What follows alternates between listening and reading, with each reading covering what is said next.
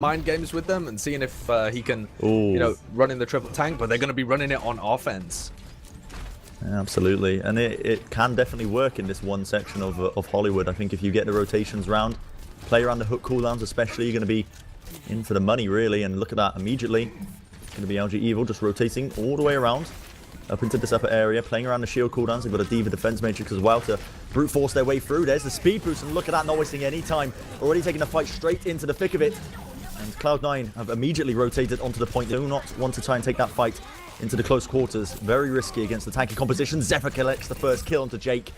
Oh, that's an immediate frag. Crucial. That is so crucial because that's a major damage source coming out of LG Evil, and he's completely removed that. Apart from Train hitting some crazy hooks, they'll also be able to stop Jake connecting with the rest of their team because of the positioning that LG Evil have got on top of Caddy. So it'll be interesting to see whether anyone pokes towards there. Certainly Zephyr to stop him reconnecting. It's going to be really tough for him. He needs to try and get back into the fight, but right now Cloud9's positioning is super relaxed and passive. It's all over the place. They're finding a pick here and there. In fact, it's going to be Jake with the Helix Rocket that clicks it onto Selly. Gods did bring down Rob420 though, the Ana player, and a great bio grenade is going to connect onto all three members of LG Evil as they're trying to back all the way out. Super still going to start contesting the point for now, but he's getting ran down by Surefour. Gets slept up. And now LG Evil looking to recontest. They have the men, definitely got the manpower for it. They've got the heals and abilities for it. Avast has a sound barrier. I doubt he's going to want to use it now with the point is surely won in the final moments. They've already got 2 ticks and there is no signs of contention whatsoever from Cloud9. So they'll be happy with that. And they've got ultimates to use as well for this next push. Yeah, I think they definitely missed a trick by not forcing Jake from reconnecting with the rest of his team. Because he came back in, picks off Rolf, and then immediately they find the kill onto Gods, who doesn't have the healing behind him. And then they find the trade onto Selly as well. So he completely opened that up for the rest of them to push outside of Cafe, take control on the pick, and then Train got a couple of picks. And as you say, now the ultimates really come into play, because a nanovisor possible here from Cloud9, with Selly in decent position on top of these overlays, but Gods is going to engage with the Primal Rage. And moving into the back. Self-destruct gets popped off into the back as well. Rob420 forces it. It's a double kill from Zephyr with the pulse bomb. That is massive. That is huge. He's brought them all down, but that was a lot of ultimates used by Cloud9 to get that defense, and there are still 5 ultimates across the board now for LG Evil to make this repush. So even though it seemed like, it was an excellent fight to take and Cloud9 did come out on top, they're going to be partially struggling quite a bit, I think, to take a superior fight here in this next engagement. I'm surprised that they committed the nanovisor to that as well, because they'd already got the self-destruct in and a really nice entrance from Zephyr, and the nanovisor got absolutely nothing, and now 6 ults but plays 0. Yeah, really questionable stuff. It's going to take a lot of raw mechanical skill to try and come out on top if you're Cloud9 right now. Bio-grenade gets sent back out. That's brought a few members of LG Evil quite weak, but Train is going to be collecting the first kill. The Soundbarrier now committed as well on the side of both teams. We're trying to basically use their superior heals in this advantage. Train is finding a pick here and there as well, but LG Evil happy to just slam this car all the way home. Train is hitting up the hooks. He's not letting anyone get close to any of his teammates, just hooking them in. Surefour tries to contest the point a little bit there, just stalling it out for as long as they can, and they are going to reset with the rest of their team. They may be able to get one last defense on this, but with the way LG Evil are playing so aggressive right now, just looking for the spawn camp kills, it's going to be really tough for Cloud9 to contest. Yeah, they've got a couple of delayed deaths towards the end, and I think Gods might try and attack this one just from the right-hand side from his perspective. Gets his leap, gonna contest. Oh, Surefour immediately just knocked straight back inside there onto the D.Va as a nano line is right in his face. Train pops out the whole hog as well, and this is another devastating loss for Cloud9 as LG Evil just keep the limousine rolling. They're into the warehouse portion of this map with a huge amount of time remaining.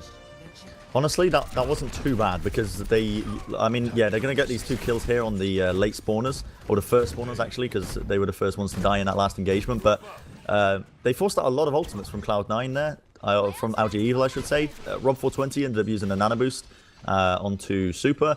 Super still got his Earth Shatter hold on, and Train was forced to use the whole hog as well to basically disengage. That's only 2 ults point. though, and they're now going to have their tactical visor. They didn't sacrifice anything for it though. That's the thing. It was a good efficiency play. I do agree that they could have potentially gotten more out of it if they forced that Super's Earth Shatter, but I mean 2 ults is better than nothing at the end of the day. And now they're going to be looking to engage even further forward in. They'll be popping off ultimates here and there. Self-destruct comes out from the side of LG Evil.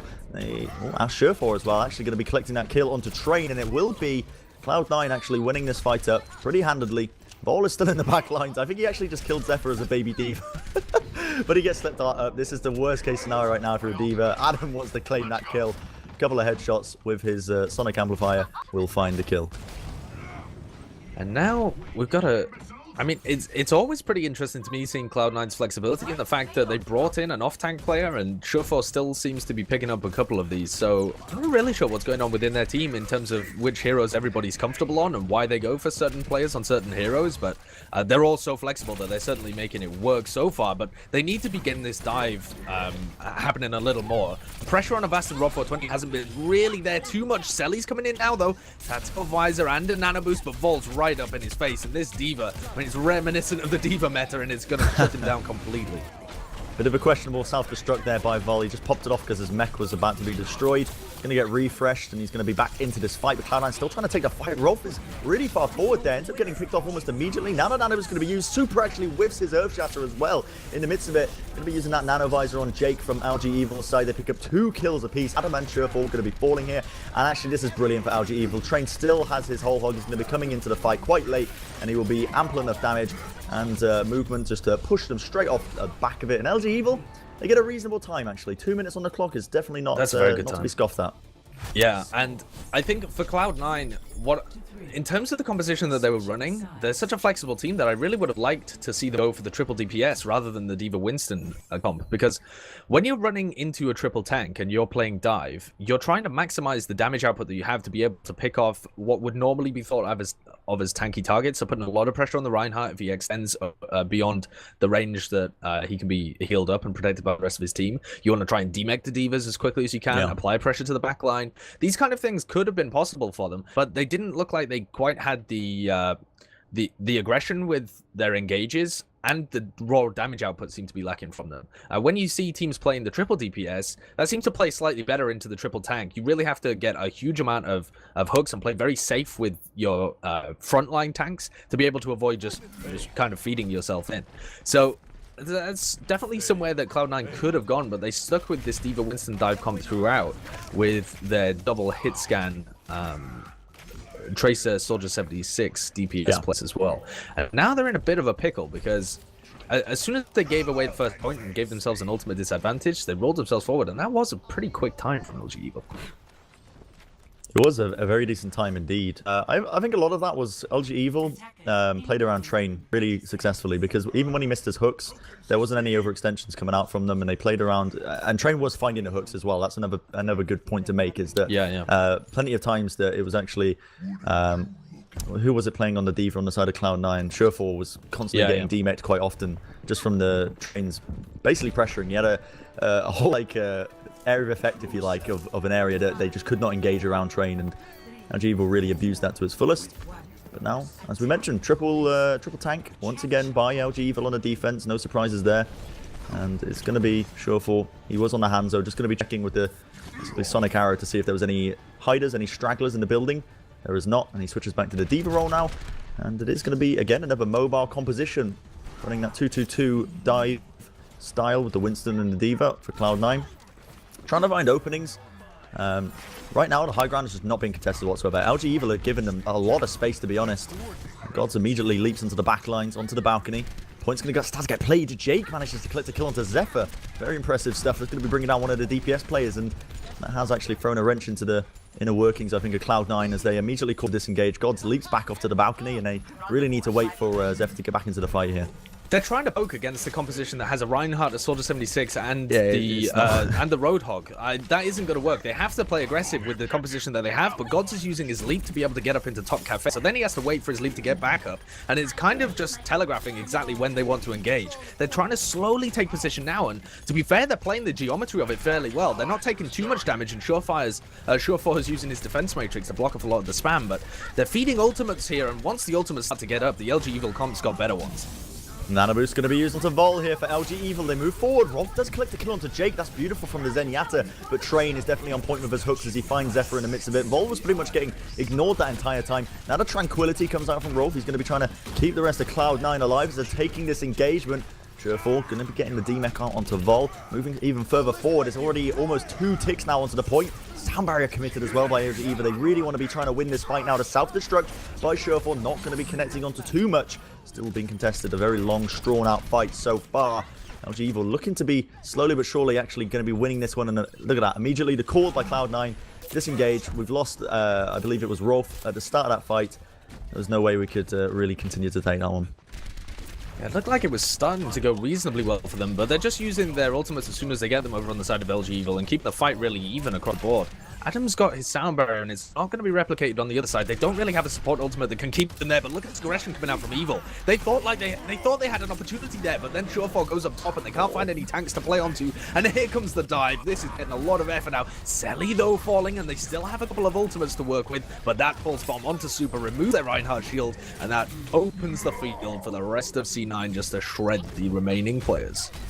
Yeah, that was looking so good for a certain subsection there for LG Evil, because they had so many ultimates online. Look at that, they've already got 4 available to them.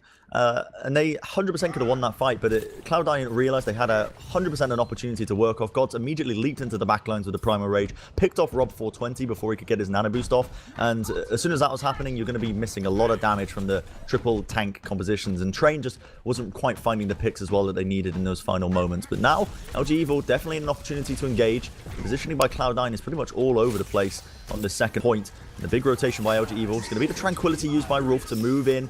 Cloud9 do not want to be give up too much space for free. They're moving in as well with a couple of ultimates. Zephyr pops off the pulse bomb but doesn't actually connect it. Super moves in with the Earth Shatter, and they're finding the kills now. They use 4 ultimates in the end. Jake pops off the Tac Visor, claims 1 kill. Helix Rocket onto Surefall will bring him down, and will be a successful defense here for LG Evil.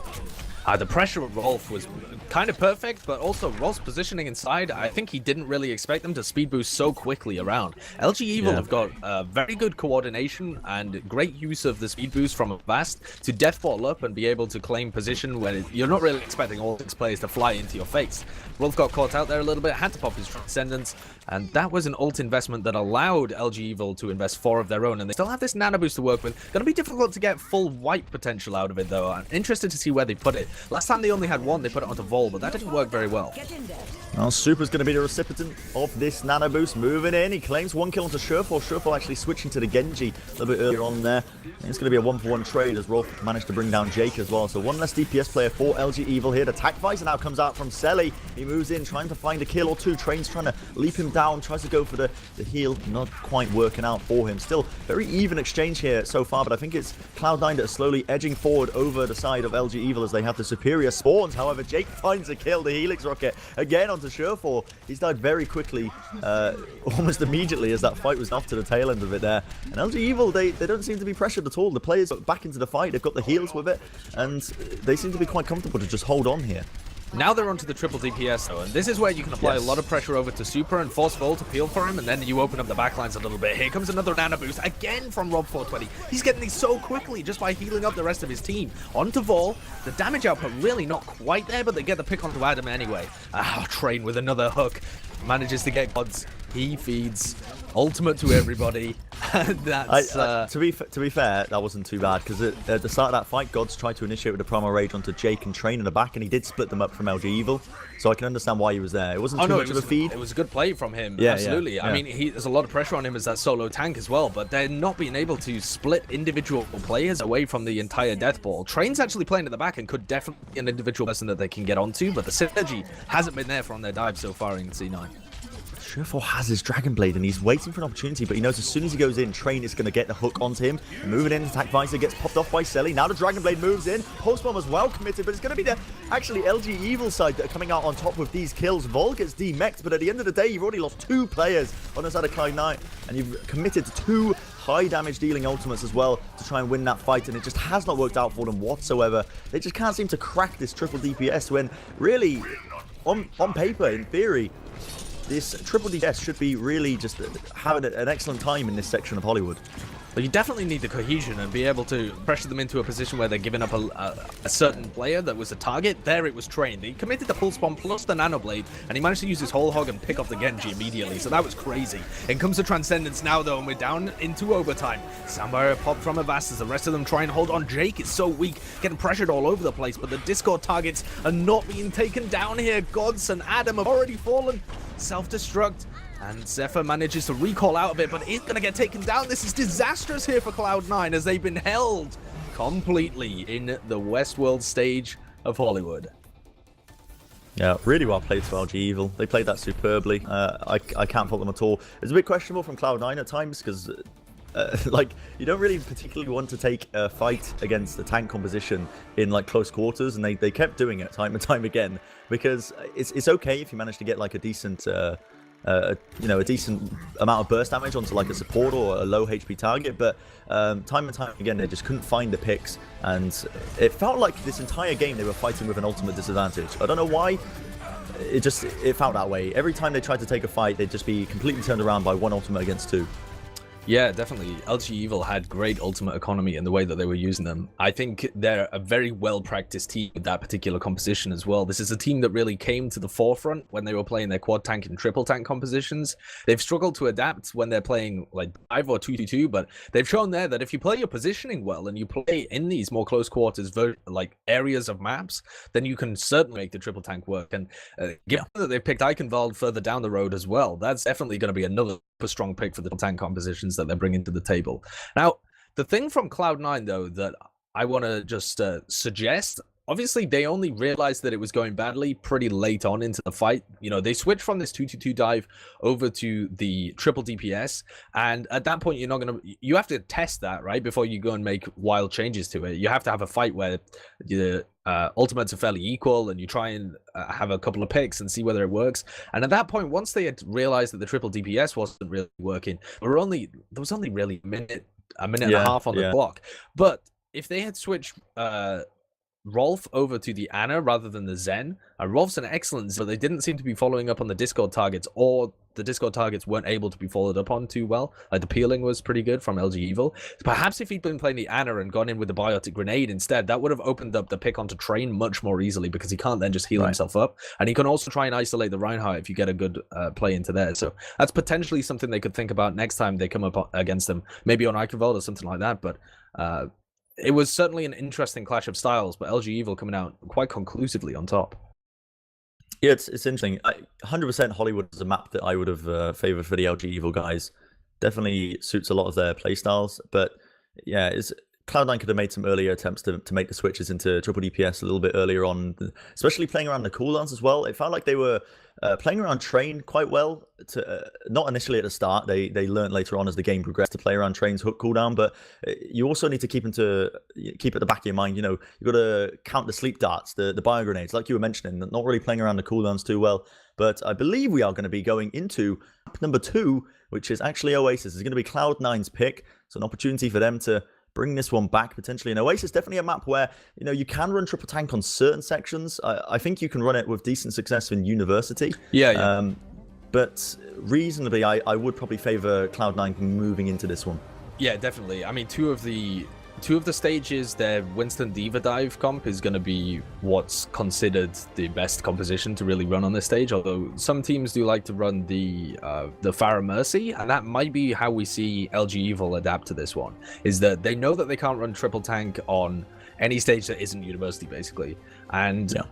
I think Vol isn't really... I don't know. I don't really want to pin it on Vol, actually, but their overall composition doesn't work well if they move over to 2-2 or dive comps. There's something about their synergy that they like to say deathballed. I think all of their practice since being a top team has pretty much trying to perfect this kind of deathball strat, so they might be struggling a little bit to adapt their thought processes over to dive. And so instead, it looks like we're going to be seeing the Pharah Mercy come out of them from Jake and Rob420, and Jake's a pretty good Pharah, it has to be said. Yeah, definitely expecting a lot of these Pharah v Pharah duels, but Surefour's nothing to be scoffed at either on the Pharah. He is slamming it home. Look at that, immediately hits off the rocket onto Jake. Jake forced to get healed up here, and I think these will be the people to watch. Surefour's just not missing a shot, is he? Look at that, Jake brought down to a sliver of HP immediately, and he's going to lose the 1v1, and that has created a huge opening now for Cloud9 to make the movements in. They can just wait for these rockets to rain down with the damage boost, creating tons of opportunities, but Adam is actually going to be one of the initial players to fall right now, so he's not going to be building up that Resurrect for the further fight. LG Evil actually slowly trying to turn this around, but they've both actually lost their Mercy players now, so it's going to be a bit of a tricky one. The heals are definitely in the side of Cloud9, surprisingly enough, even though they lost the initial duel. Yeah, they kept Rolf up the entire time, and he was keeping them all healthy. Zephyr also was doing a really good job at peeling and just basically blocking damage with his body as well in a lot of these situations. Got the mech, but able to get back into it, and 97-98% of his ultimate as well. So you can see how much impact he's had in that first fight. Oh, here we go, moving in round number 2. We want to be trying to take the fight to them. Jake immediately eats 3 rockets. Shuffle's on fire. This man cannot be stopped. He's actually destroying these air battles, and he's just setting up for his team time and time again. As soon as that Pharah Mercy's taken care of, the team just focus down the appropriate targets, and look at that. Straight off the back of that, another one team fight, and they've got a huge ultimate advantage to work with. The one silver lining, I guess, is the fact that Adam actually ended up falling at the start of that fight, so they are at an ultimate disadvantage when it comes to the Resurrects. Rob 420 is just holding on to his, but it builds so quickly anyway, it doesn't really matter. Yeah, Adam's going to have it by the time they engage, and they're already at 5%. And an element of doubt has to start creeping into Jake's mind here, because not only has he been losing these fire battles, he's been losing them way too quickly. He's not even tying up Surefour. Again, another rocket, two rockets! This is unbelievable coming out from Surefour. He has destroyed Jake in less than a single clip almost every time. It's unbelievable. I don't know what to recollect it back to, but it just winning these duels so consistently. It comes down to so much practice on the roll. Surefour is a very, very talented projectile player, and it's 100% showing here. And Jake still wants to just play this role. And if you're not so certain of the dominance that Surefour's currently like plowing into Jake right now, just look at the difference in ultimate charge. Surefour's been holding onto his barrage for about half this game so far. Moving in, hits another rocket on Jake, trying to find a second one. Moving in again, another full shot. Finally, Jake brings him down, but that was really only because of Surefour's mistake there. The fight's still going to be taken out. They've got Resurrects to use, but I think actually Surefour died off the map, so the Resurrect could not be used onto him. So it should be a winnable fight here for the side of LG Evil, but look at how much time they bought. The overtime is ticking over. Even if they are going to win this fight, Self-Destruct's going to get sent out from the side of LG Evil. Oh, that was so nice. 2 kills with it. That is ridiculous. Unbelievable. I don't believe it. Vol timed that one to perfection. He used his self-destruct just as the bubble was about to disappear from Gods. They all thought they were safe, and then suddenly it disappears, and he collects those 2 kills. Still a pretty difficult fight to get back into, but they got the Resurrect and the Barrage, so they can start to tick this one back up in their favor. But 99% on the board from Cloud9, and you gotta think, if Surefour wins another one of these firefights and just eliminates the threat from above, then they're gonna be able to retake here. The silver lining of this is definitely Rob 420's Resurrect that he's still got in his back pocket. Yeah, Rob 420 needs to stay alive in this engagement. Surefour's going to be trying to focus down Jake. Another 2 rockets brings him down almost immediately. That's going to force out the Resurrect from Rob 420, but it's too little too late. I think they've already lost their own Mercy player. Jake's going to fall before popping off the barrage. The kills are flooding in for Cloud9 right now. Barrage are going to be popped off as well by Surefour. He is going to get taken down by Train on the Tracer roll, but ultimately this is 100% going to be one fight for Cloud9 as they are contesting it slowly but surely, just trying to bring down those final few players, and it will be the cap for them with 99% the overtime ticking down. LG Evil not really in a position whatsoever to try and contest this. Rob 420 is trying to move in, but he doesn't have a red to use.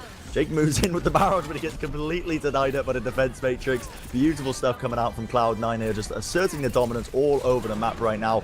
There's a final attempt here as we do see Super popping off the Primal Rage, but with such a huge ultimate advantage, Adam's still holding on to the Resurrect. Rolf just got his soundbar. It's going to be popping up as well. This is a very tough fight for LG Evil to take, and I think it is eventually going to die off. They're going to lose the amount of fuel they've got, and it will be Cloud9 coming out on top as they're just losing all of these players.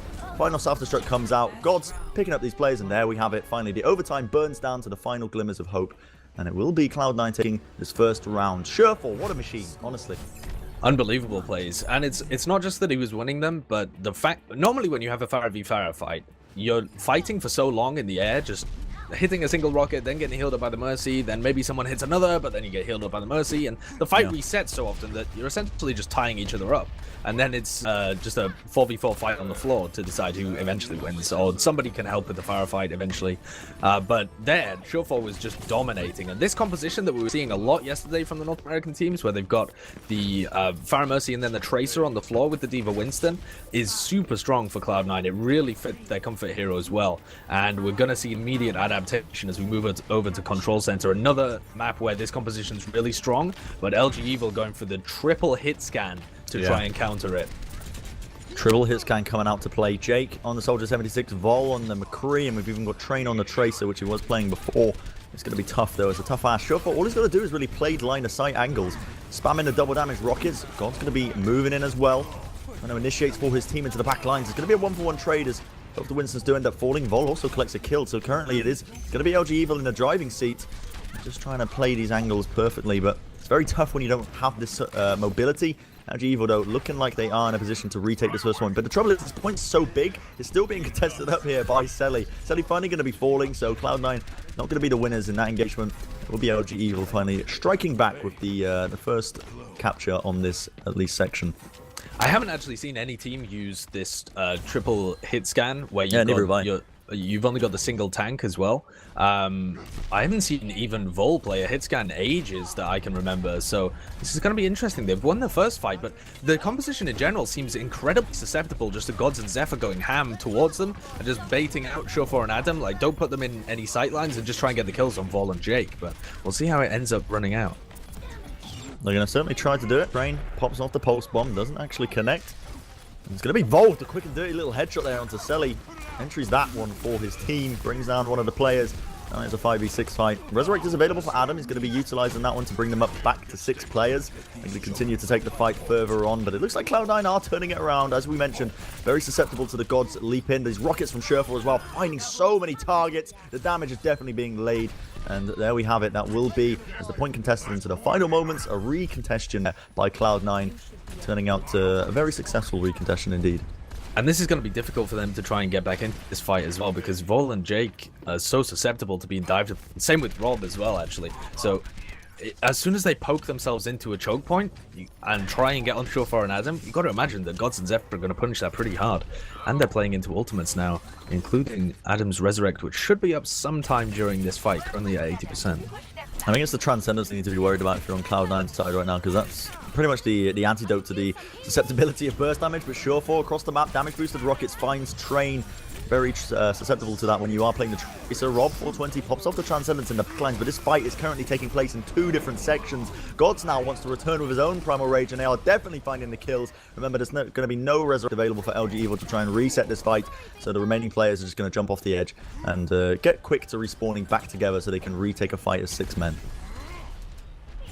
And then they use the Transcendence in the middle of that one, and both teams use the Primal Rage. So it was kind of an even trade. You know, both teams used the support ult and then they used the Primal Rage, but they didn't get their hitscan players in a position. And really, the LG Evil composition requires them to be hitting like really good shots and just find the kills from Vol and Jake to be able to carry this one. They have got a support ult on both sides, and they've got this tactical visor. So Jake needs to be working magic as Vol pops off his Deadeye, but that self-destruct means he has to bail out of there immediately. Yeah, really well played there by Cloud9, utilizing the self-destruct just to disengage from that one Deadeye. Going to be popping off a few ultimates as well. LG Evil using the sound barrier to just stay alive a little bit longer here. Going to be Zephyr just getting demeched in the end, and LG Evil look like they are turning this around. Vol is actually popping off for days. Here's a headshot onto Selly, but that is going to commit the Resurrect now. And they are going to bring them up into a 5v6 fight, and they are finding a kill here and there, but is it going to still be doable here? LG Evil 100% finding the frags. Jake ends up committing the tactical visor to win this fight. In the overtime, he will actually manage to get the recap. But a lot of ultimates expelled there for just that one sort of kill. But one thing I don't quite understand is why LG Evil keep trying to contest from the one side of the point. Why are they not trying to contest this jump pad? I feel like one good flashbang combo with a speed boost on top of it would be enough to bring down one of the DPS players or something. Yeah, possibly. I think they're starting to make their way over there, actually. At the moment, Jake looked like he was threatening towards the jump pad. I think they don't want to be up there and then just get booped off by Gods and Zephyr and then be stuck and unable to control their own positioning. So a bit of a meta game going on here, but at the moment both teams just kind of fighting over that area of the map. Gods is engaged, Primal Ray popped out of superheroes. Jake picks up the first kill onto Selly as well. They've still got all of these hit scan players able to pop off, 95% for them as well, so this is going to be a fight in overtime. Adam actually switched to the Ana in the final moments of this fight now, off of the Mercy. We Rob 420 using that Transcendent to find a few fights as well. Train using the Pulse Bomb to bring down Rob. Jake with the Helix Rockets. Gods has fallen. And Cloud9, only 2 players remaining. We'll be finding a swift defeat here on this second section. Wow. LG Evil, the triple hit scan. On paper, it works. It works against the Fire Mercy, and they just asserted their dominance once again. I'm honestly surprised that it worked, though, because you've got such a small amount of ability to appeal or engage for your team, and you've got targets that are pretty susceptible to the dive if you get Gods and Zephyr into them, that I wonder if they hadn't just switched over in that final moment to Shofor onto either the Soldier 76 or the Genji and just played a 2-2-2, like a classic 2-2-2, where they've got the dive of the Tracer Genji, and then they've got either a Zen or an Ana, whether they wouldn't have just been able to roll over them. I'm not really sure why they decided to stick to the Fire Mercy for so long. Yeah. But even so, that was a really nice adaptation coming out from LG Evil. Wasn't expecting it. I think a lot of that comes down to just that one section of Oasis being very, very open, in that you commit with one side of your team and it gives opportunities for openings in other sides and other vulnerabilities. But we're going to be moving now into the University section of Oasis. No triple tank. No triple tank as well. Very interesting compositions being ran so far. It is a 2-2 by Cloud9, and it's going to be the 2-2 on the exact same side for LG Evil.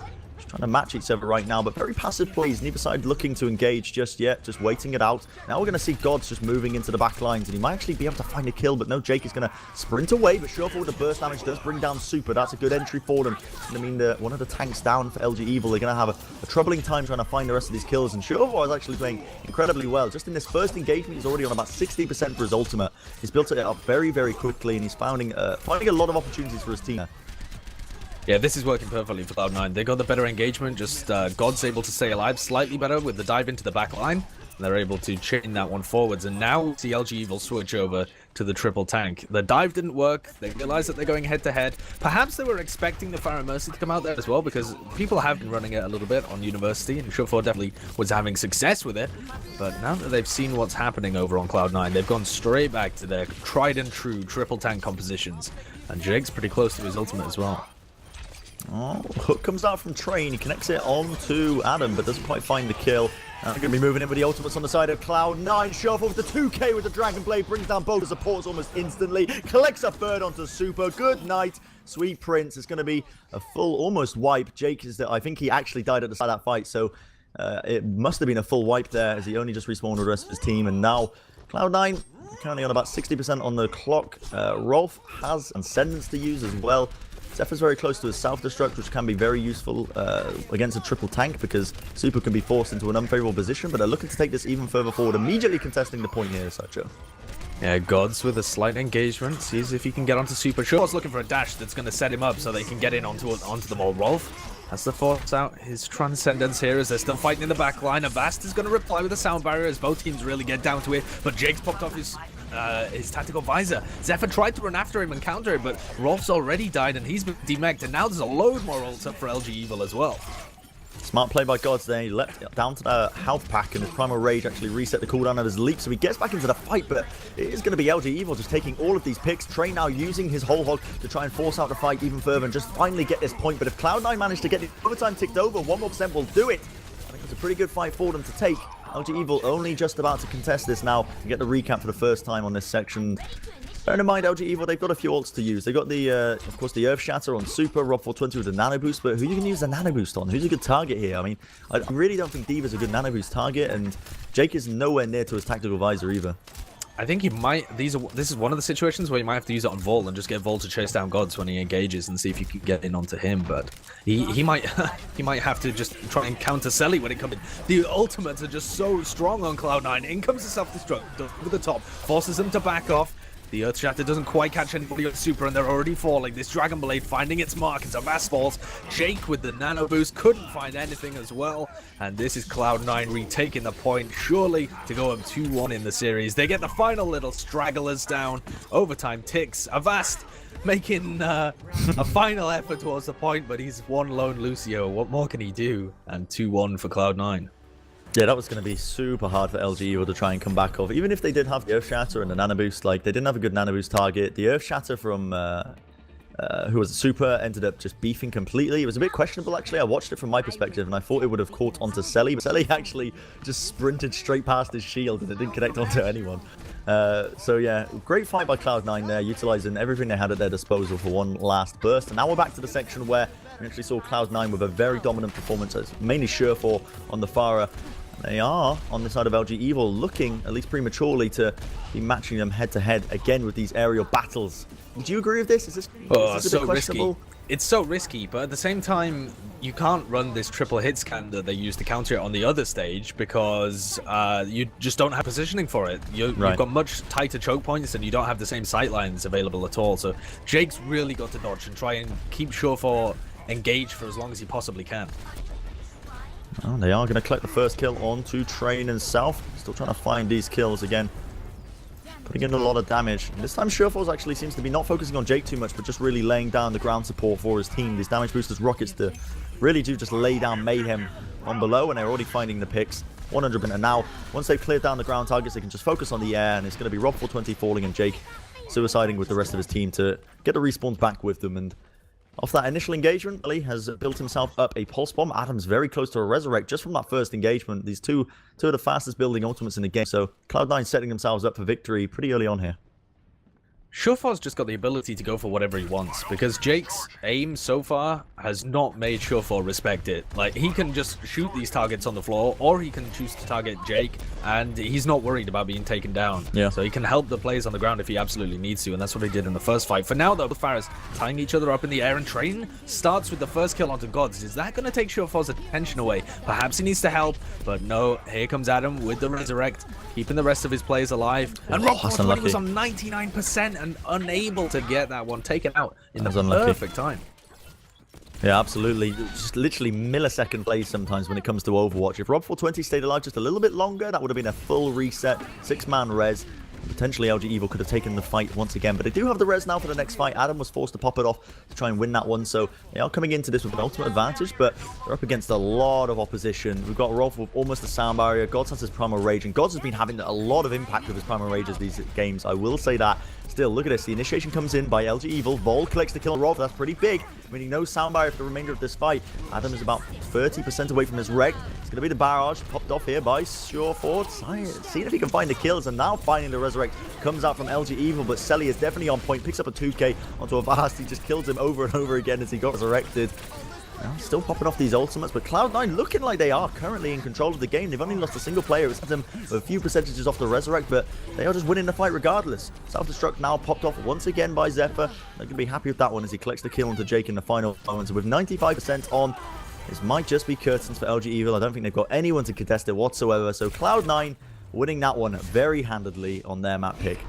Yeah, absolutely. You got to say, the RNG gods were not smiling kindly on LG Evil, though. It could have gone over to the other stage where they'd shown this triple hit scan counter to the Pharah Mercy, for sure, but they went back to Garden, and by far and away, that was where Cloud9, and particularly Sureforce, was sitting here at their best, just slamming rockets into his opponent. And Gods, I've got to say, got to give him credit. He's been playing very well, particularly on this control point map.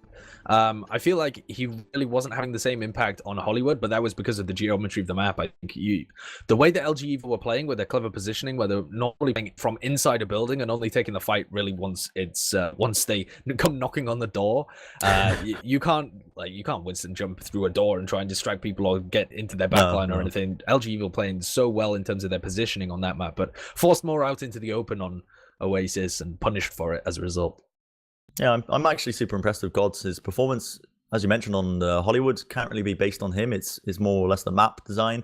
Not really favorable for Winston players, but he really was a paramount player for his team. Yeah, it wasn't just a Sureforce show at the end of the day. It was Gods supporting him. Primal Rages were pretty much on point the entire time, splitting up team members. It felt like, Cloud9 definitely. You can see why they picked Oasis up. You can see why LG Evil respect banning a lot of these control maps as well. Yeah, definitely. I mean, the pick ban system has allowed LG Evil to get probably an advantage in terms of the overall map pool, because they've removed the majority of the maps that they are that they're kind of forced to play into a very strong dive composition. And instead, they've got themselves onto Hollywood, which they've managed to win, and fairly conclusively, actually, outplaying them in terms of positioning and style. And then Eichenwald, which is going to be could be more of the same. It's definitely more of an open map once you get to the middle stage, but it's so strong for triple tank because the ultimate chaining is a very real possibility, and you've got the high ground of the castle in the middle when you're on defense as well. So that's going to be interesting. That's going to be the next map that we're going into. How do you feel about, what do you think Cloud9 need to look at to contest this map? Well, I mean, they could stick with the Pharah Mercy 100%, I think, because it's actually quite strong on I think the first 2 sections, to be honest, of IQ's hold. You can assault from multiple angles when you're pushing the first point, and then once you do finally actually get that, you can contest the high ground very well with the concussion blast. You can knock some of these targets down. And against triple DPS, or triple tank, I should say, you've got nothing to really deal with the the Pharah. It looks like they are going to be going for basically Jake on Soldier 76 and Vol on the Diva, just prematurely basically looking at the early picks that they're doing. So it looks like they will have enough to deal with it if Surefour does choose to go for the Pharah. But no, from the premature picks, it looks like Surefour might be edging more towards the Genji on defense. So triple DPS. Running this triple DPS, yeah. It's an interesting one. I mean, this patch in particular, there's so much parity across these compositions. You can essentially run almost any viable composition that you want. I'm using the word viable there, but I think you know what I mean. It's the composition. Yeah. I don't mean no healer comps or something like that, but you can run any of the major compositions, and depending on how you play around them, it will be viable in this particular patch, this meta. So it comes down to kind of playing the map and also playing your opponent and playing to your strengths. And so far, when they were playing on Hollywood, they weren't really able to get the dive going too well. This is more of an open map though, and now they're playing it on the defense, so they're going to wait for them to engage through the choke and then try and pick off individual targets. I think one of the keys is going to be demeching Vol very quickly. Absolutely, yeah. If they can bring him down prematurely, they will be a bit of a troubling scenario. Still, Sweeper's going to be used here as LG Evil are making their way through the map.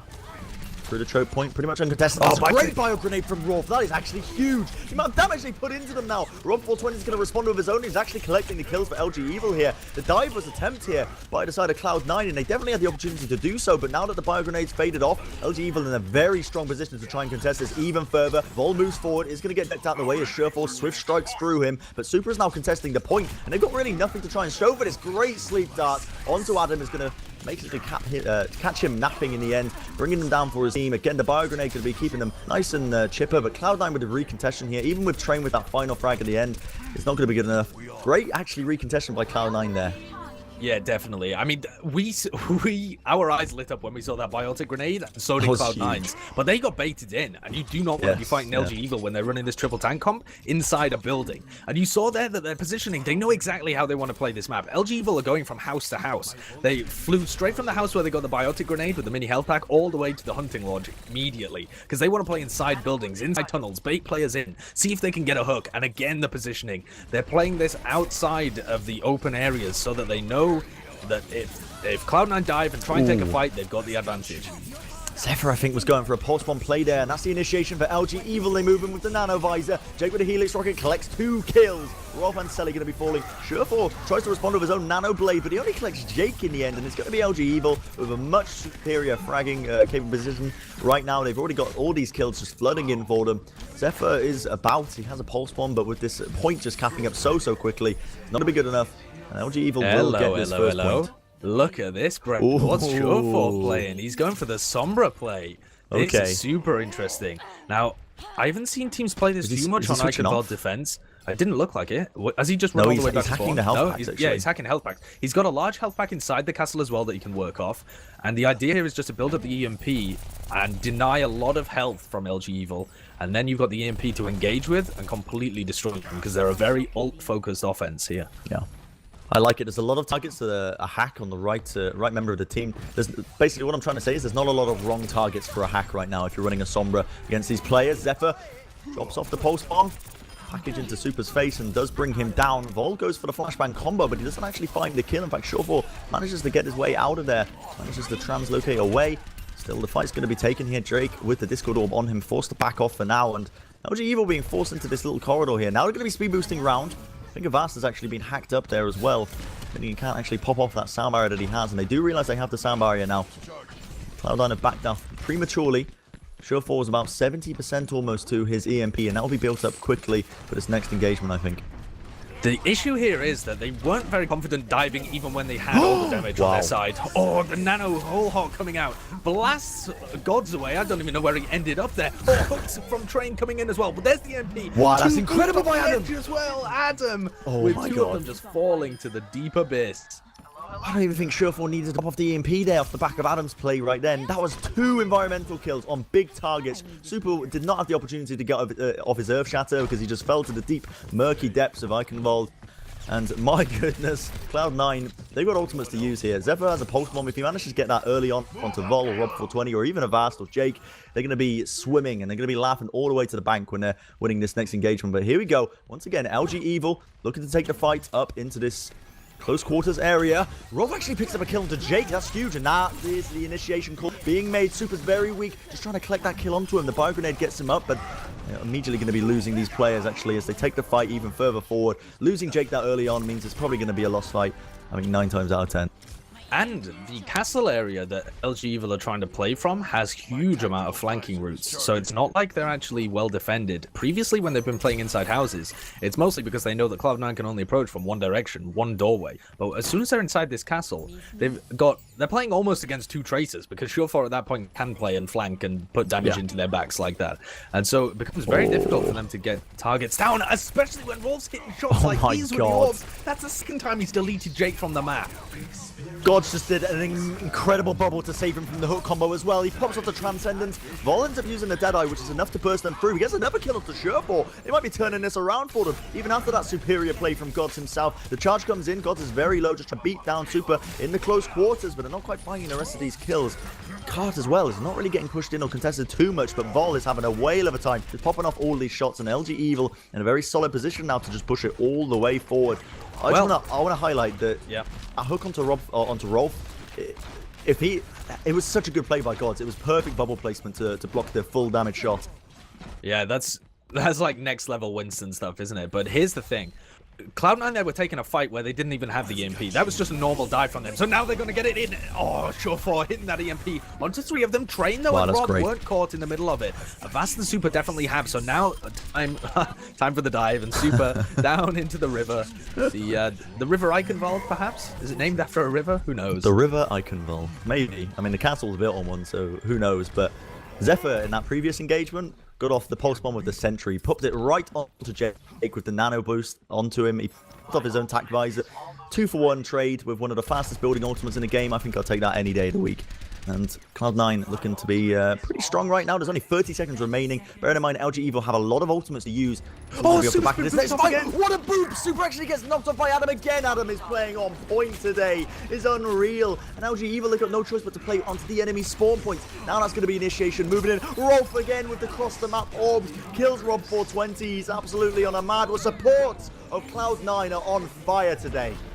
This is fantastic, showing across the board from Cloud9. Vol with the Deadeye, attempting to get it, but Gods drops that barrier, and there's going to be no hope here. Train goes Sombra in return just to see if he can get there as fast as possible, but there's going to be no chance. The overtime ticks down, and that was a great, well-thought-out defense from Cloud9 on LG Evil's map pick as well, no less. I think that Sombra pick just really spun them out, didn't it? They didn't know how to play around it. The health packs were getting denied. You might not think the health pack denial is a big deal, but when you're building the ultimates, the EMP so quickly, and I think Eichenwald's second point actually is a brilliant place to use it because the amount of hidden little health packs that are dotted around the map, you'd be surprised how much of an impact they have in these for tanky compositions as well, because they fight in around the health pack areas, and when you just completely deny a certain section of healing, it's actually huge. It's detrimental for running the tank comps in these close quarters. So you're removing this element of survivability, and well, it's going to be a very tough ask right now for the side of LG Evil on this defense. They need to be hoping for this full hold, I believe.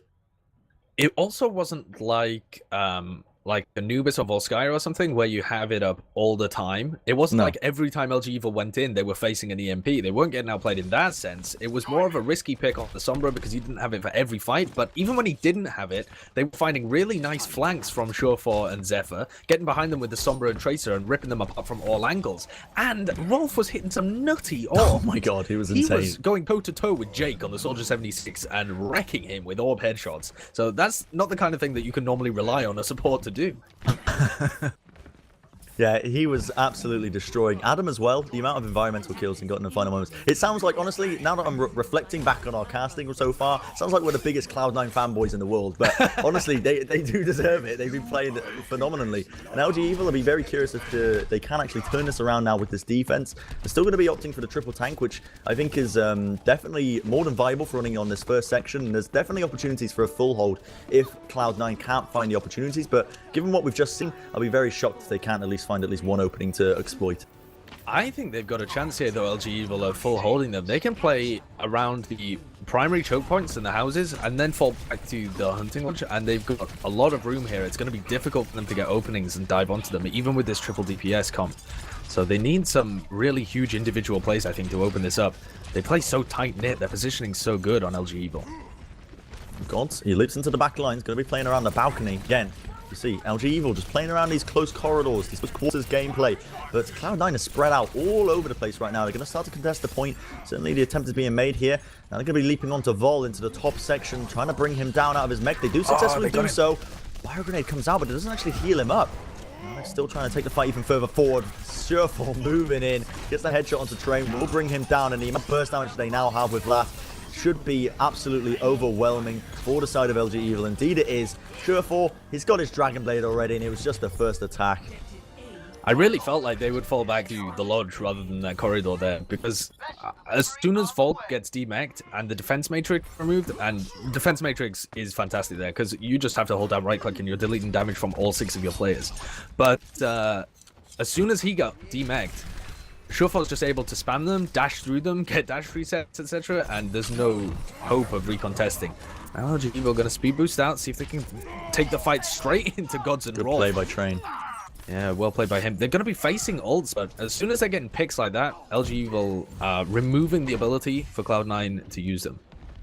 Bit of lack of respect there from Cloud9, not really respecting Train on his Roadhog. Again, it doesn't matter how many ults you have when you're running this triple dive. One Roadhog hook is going to bring down your DPS players no matter what, and it's on an 8-second cooldown. So unless you're playing around that in those sections, you're going to be asking for trouble. And LG Evil have managed to set up a decent foothold here off the back of Train's opening pick. So definitely opportunities for them to try and work their magic. God's going to be leading in now, trying to play the back lines, drops the bubble pretty early on. The Nanoboost actually pops off onto Jake here, uses his tac visor in response as well, but Wolf has his Transcendence just to keep them nice and healthy. Now Surefall moves. It's going to be the Dragon Blade that actually claims Jake's life. He moves in for more. The Swift Strike reset. Hook combo by Train does put an end to that.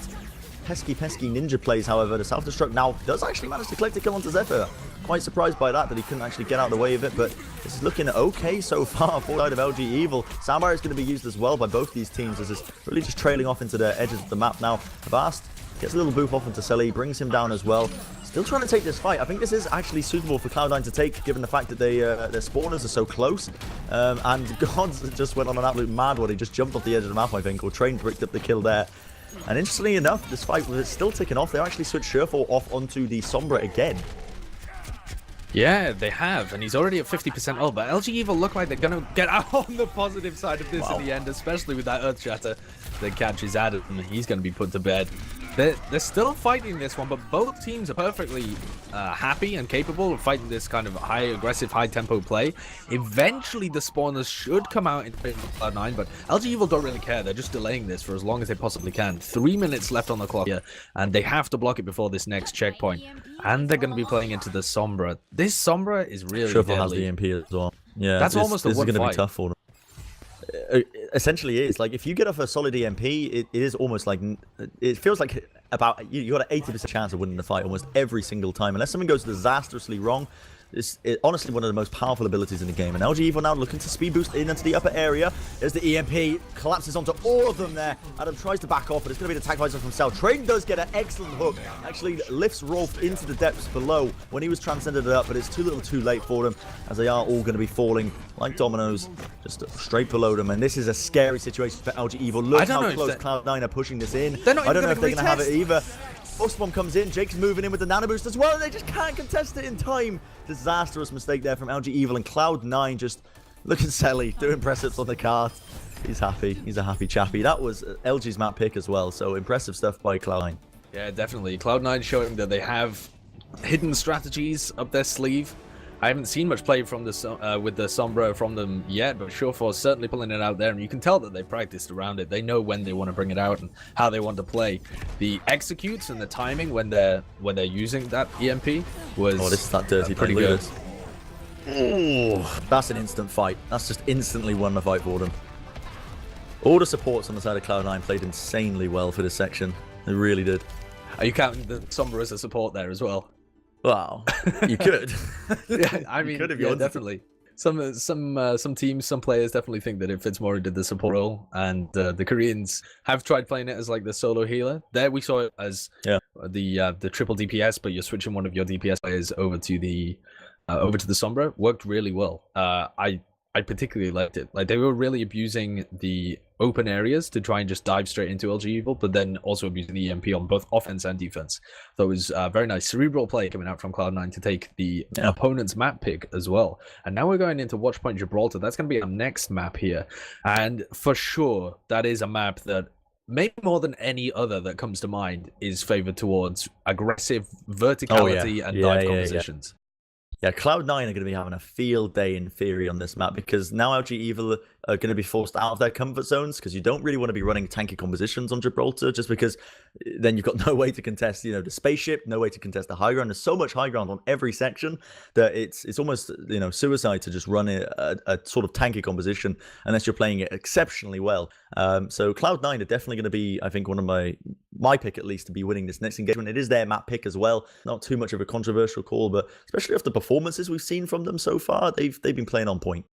And yesterday as well, LG Evil actually lost this map to Splice. That was the one map that they lost. Splice were playing a lot of that triple DPS, but also the 222 dive. Interestingly, Baby Bay was actually playing quite a bit of McCree in that, rather than the Soldier 76, although he did admittedly go onto the Soldier 76 in quite a number of situations as well. So that was interesting, but LG Evil looked like they were kind of lost on Watchpoint Gibraltar. They weren't able to chain together the ultimates that they liked. They got stalled in Hangar a lot. Sorry, no, they didn't. I'm thinking of a different game. They got absolutely completely shut out before the first checkpoint, actually. They got destroyed by the aggressive triple DPS dive composition. And actually, when LG Evil were on defense themselves, although they're kind of a pretty aggressive team when they're on attack, they don't really seem to subscribe to the idea that a lot of other teams do, that you can play the defense super aggressively on maps like Gibraltar and get a lot of value out of that. So you see that from Rogue and Selfless and now a lot of teams where they'll really just play right from the beginning, try and deny you as much payload movement as they possibly can. LG Evil don't really do that. They tend to post up in server room a lot, and it makes their positioning a bit more exploitable, I think. Definitely some weaknesses there when you just play the same set sort of sections every time and time again. That's why Dive does have the amount of just flexibility that you can run it on almost all sections, because you can just I guess like mold and shape the map to your will just by diving on certain people. So it definitely has so many strengths to apply to Gibraltar, especially with the amount of high ground that you've got. We will be getting into the game fairly shortly. We are just waiting for one AFK player. I don't know who it is. I think they're having a bathroom break. We can wait. Why can't the players? What's going on there? I'm not waiting, Bren. That's my trick. You don't want to move that camera down. You don't want to see the amount of bottles he's got by his feet. But this would be Cloud9 to take it. If we're right in our prediction with the map favoring Cloud9 with Watchpoint Gibraltar, they're already 2-1 up in the series, and they've just taken LG Evil's map pick. If they go into their own and take it, that will be a 3-1 defeat in the semi-final, and LG Evil will be out of the tournament, but still playing in the bronze match to see whether they come third or fourth. The fifth map, should we get there, is Dorado as well, which would be a really interesting one, because I feel like that's more balanced than Watchpoint Gibraltar is in terms of the payload maps that are also kind of open to a lot of different compositions. Also could run the Pharaoh on that a bit more than you can on Gibraltar, etc. So that would be an interesting one if we get there, but it's going to require something really powerful coming out from LG Evil. Yeah, really all the pressure on them to perform in this scenario, because they're up against the Cloud9 when they're at their most comfortable. It's their map pick, and they're going to be running compositions that are much more favored towards them. LG Evil, I mean, I could see them running triple tank at least for the first section, but then you run into the risk where if you get rolled over in that first section, you switch off to a more sort of mobile composition, which you need to do, I think, for the hangar phase, just to contest the high ground. You're going to be running into the issues where you're going to be basically leading into ultimate disadvantage just because you're making so many hero swaps. So it definitely favors teams that are going to stick with the one singular composition. So the attacking team is usually going to be favored if sort of a dive because you just don't really want to switch off. We saw a couple of times the other day, actually, some Widowmaker plays, which, does work out in Gibraltar really well. Yeah.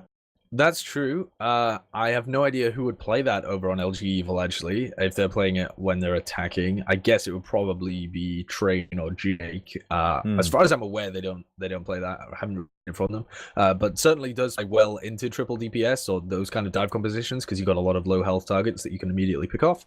The thing that I want to point out, though, is that I don't think LG Evil will actually be switching their composition when they move into the hangar stage for Gibraltar. I think instead... Yeah, I think they're going to stick with whatever they end up playing, probably the triple tank, and they're just going to try and push the payload as far forwards on the bottom as they can, where you've got the sightline blocked off because players are being on the high ground and they can't see directly beneath their feet, and they'll try and bait Cloud9 into contesting the cart down on the floor, and then either use their ultimates or just try and take a team fight or speed boost out and then fight when they're on more even footing. So I think their game plan as they go into hangar will not be to try and adapt to Cloud9's game, and instead will be to bait them down to the floor where they're on even footing. Now for Cloud9, that just means that you have to execute better. You just have to drop down when it suits you, use your ultimates well, and try and see if you can get onto the back lines. As we're still waiting for these players to come in, I guess we'll just lead it into more general questions, I guess. How much do you think, like, Bishop being one of the coaches for Cloud9 has helped them here? Because, tactics like that with the pulling out the Sombra and Iconvolt, that definitely screams to me like something that Bishop would have been theorizing. The Koreans are quite fond of Sombra. Definitely seems like something he would have been cooking up.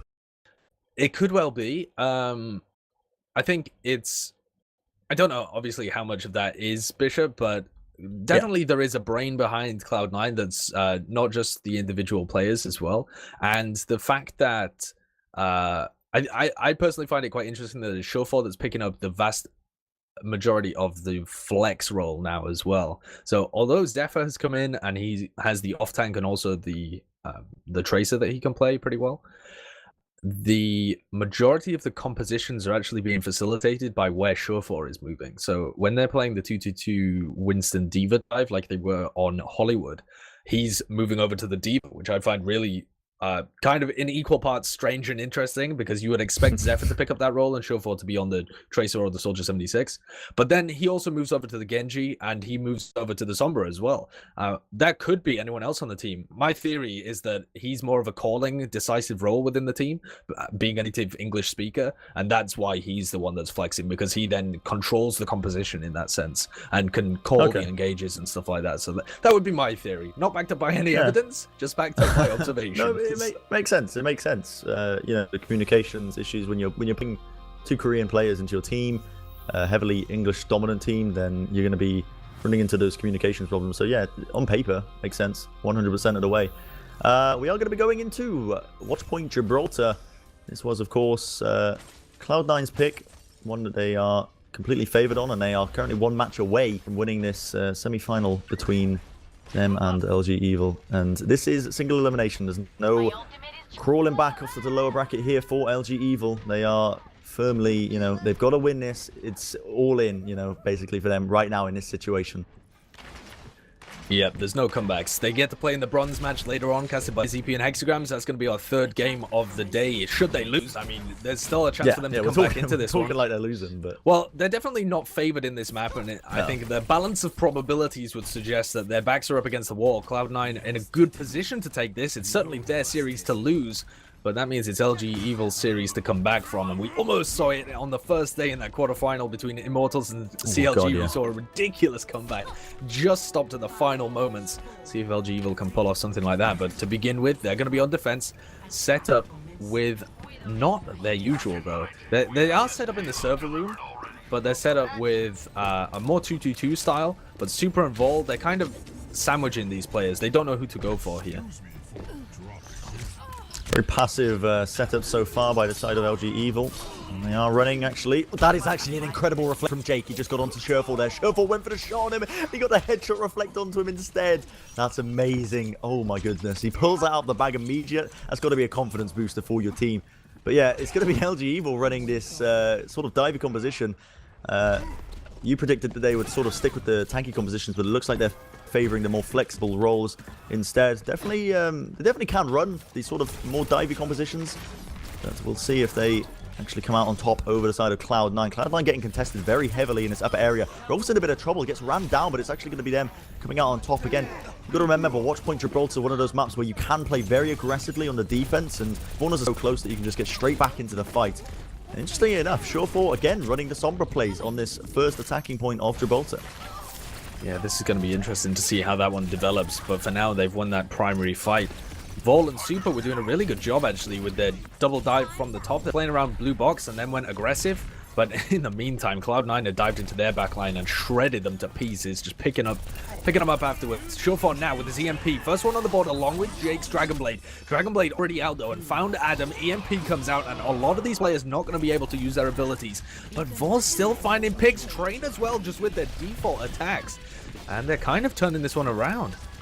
They're just pushing it in now, using the Tactivisor from Selly there to just really nail it all the way in. But now they're going to be returning the favour. Vol's got his own little nano visor to use and utilise to the fullest extent. Just going to be popping them off, trying to keep them away. Sandbar is going to be used now as well by LG Evils. They're looking to take the fight even further forward. Bit of a dangerous situation here, I think, for Cloud9 to try and take. They're going to be using the Transcendence. Good Bio Grenade gets popped off onto God. Pops up his Primal Rage as well, but that recent change that made it if you're anti-healed, you don't actually gain any HP when you go Primal Rage actually caused him to only be on about 200 HP, but he still put in the work for his team regardless of that. And Cloud9 just slamming it home. Did you realise that was a bug, the Primal Rage anti-heal? I didn't. No idea. I still don't really know what people are talking about. I obviously need to pay more attention to Winston. Yeah. If the people at home don't know what I'm referring to by that, is that, you know, when you use the Winston ult, the Primal Rage, you get put up to 1000 HP. And apparently it was a bug where if you had the anti-heal effect from Anna's grenade on, you weren't supposed to be able to gain 1000 HP immediately. So it was a big change that they made to Winston that was a bit underestimated, but here we go, they're initiating in again. Soundbar is used this time by Cloud9, moving in as an EMP onto a lot of the players here, and they're finding the kills as the Tactivisor is just mowing through them. Selen's finding kill after kill, frag after frag, and they are slamming it forward. Train's going to get a last-ditch effort to try and contest the point just to buy some precious time for his team, but that is beautiful gameplay so far by Cloud9. Presumably, Surefour's building these EMPs up just by doing damage to everybody as well, because he doesn't have that many health packs to work off around here, and he doesn't have that high a health pool on his team to even, like, make use of them. So, in comes Vol using his tactical visor. Train as well with the pulse bomb. So far, haven't really found that much, but here we go. They take down Gods to start with. That's the primary tank for the team gone. That's going to allow them to re-establish some position in the hangar, and a good retake here from LG Evil. That's how they need to begin this. Yeah, so far, they haven't been able to establish a foothold. Really excellent stuff there. Just playing the aggression, playing around the cooldowns, and focusing down the right targets, and they have managed to once again get this foothold on the hangar phase. They've got ultimates to use here. Jake's got his Dragonblade. Look at him, he's just climbing up on that angle, just waiting patiently. Sending out a Shuriken or two, and there's actually no ultimates other than Rolf's Transcendence that can really take care of the Dragonblade right now. So, I mean, when you're running a dive composition, you don't really want to be hovering around just to one play. You want to be splitting up and focusing on targets deep behind the enemy lines. So, we'll see him manage to utilize it fully. The Dragonblade now going to be used here by Drake. He's going to force out the Transcendence, but still the burst damage is too much. Selly gets brought down almost immediately. Rolf's desperately trying to keep the rest of his team alive here, but Jake still moving in. Does get ran down by Gods in the end, but it's a two-man advantage so far. Or just a one-man, I should say, for the side of LG Evil. Train just following up with a couple of damage. Drops the pulse bomb down. Not quite finding the kill. God's actually looking to try and finish off the tail end of this fight with the Primal Rage, but a bit questionable that he popped that off. Still, his team now coming back into the fight. As it does fade, he's managed to affirm his position onto the top of the hangars, and the cart is getting pushed in here, Sideshow. It definitely is. And now the Primal Rage coming out. Surefour has actually switched over to D.Va as well, so Surely no not. longer on the Sombra. Cloud9.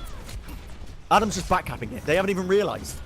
This is actually ridiculous. Adam's just pushed that in so far for his team and forced them all the way back. Even if that was a lost fight there for the side of LG Evil, they almost did a Cloud9. they almost just completely left the point and let them cap it all the way in. That is insane. Adam's brought so much time for his team there. Cloud9 pulling Cloud9's on other people, it seems. Just getting sneaky pushes on the payload, and now they're really close, actually.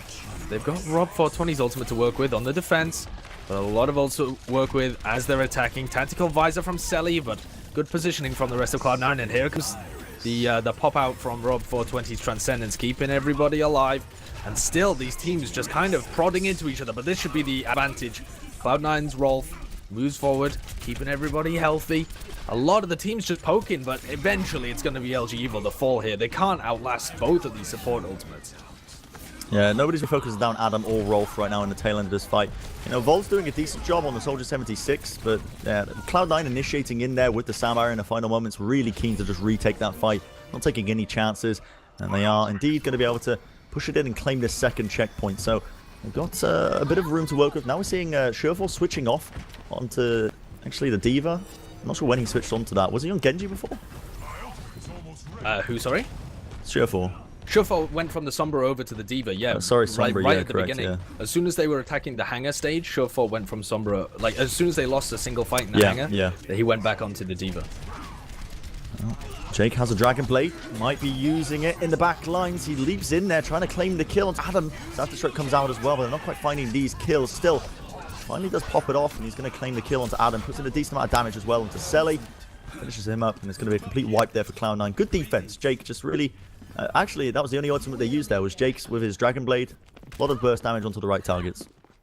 Tell you what, for a team that people normally say have got a strong triple tank, and that's what they focus on, LG Evil haven't been doing too badly with their triple DPS as well. They've managed to whittle it into a minute, and they've looked fairly confident whenever they've been running it as well. Super's been getting decent engages, now pops off the Primal Rage, one in the backline as well from Gods. Surefour switched over to the Widowmaker as well, seeing if he can get individual picks, but the aggression's so hard here from LG Evil, and Super and Train coming out with the kills at the end.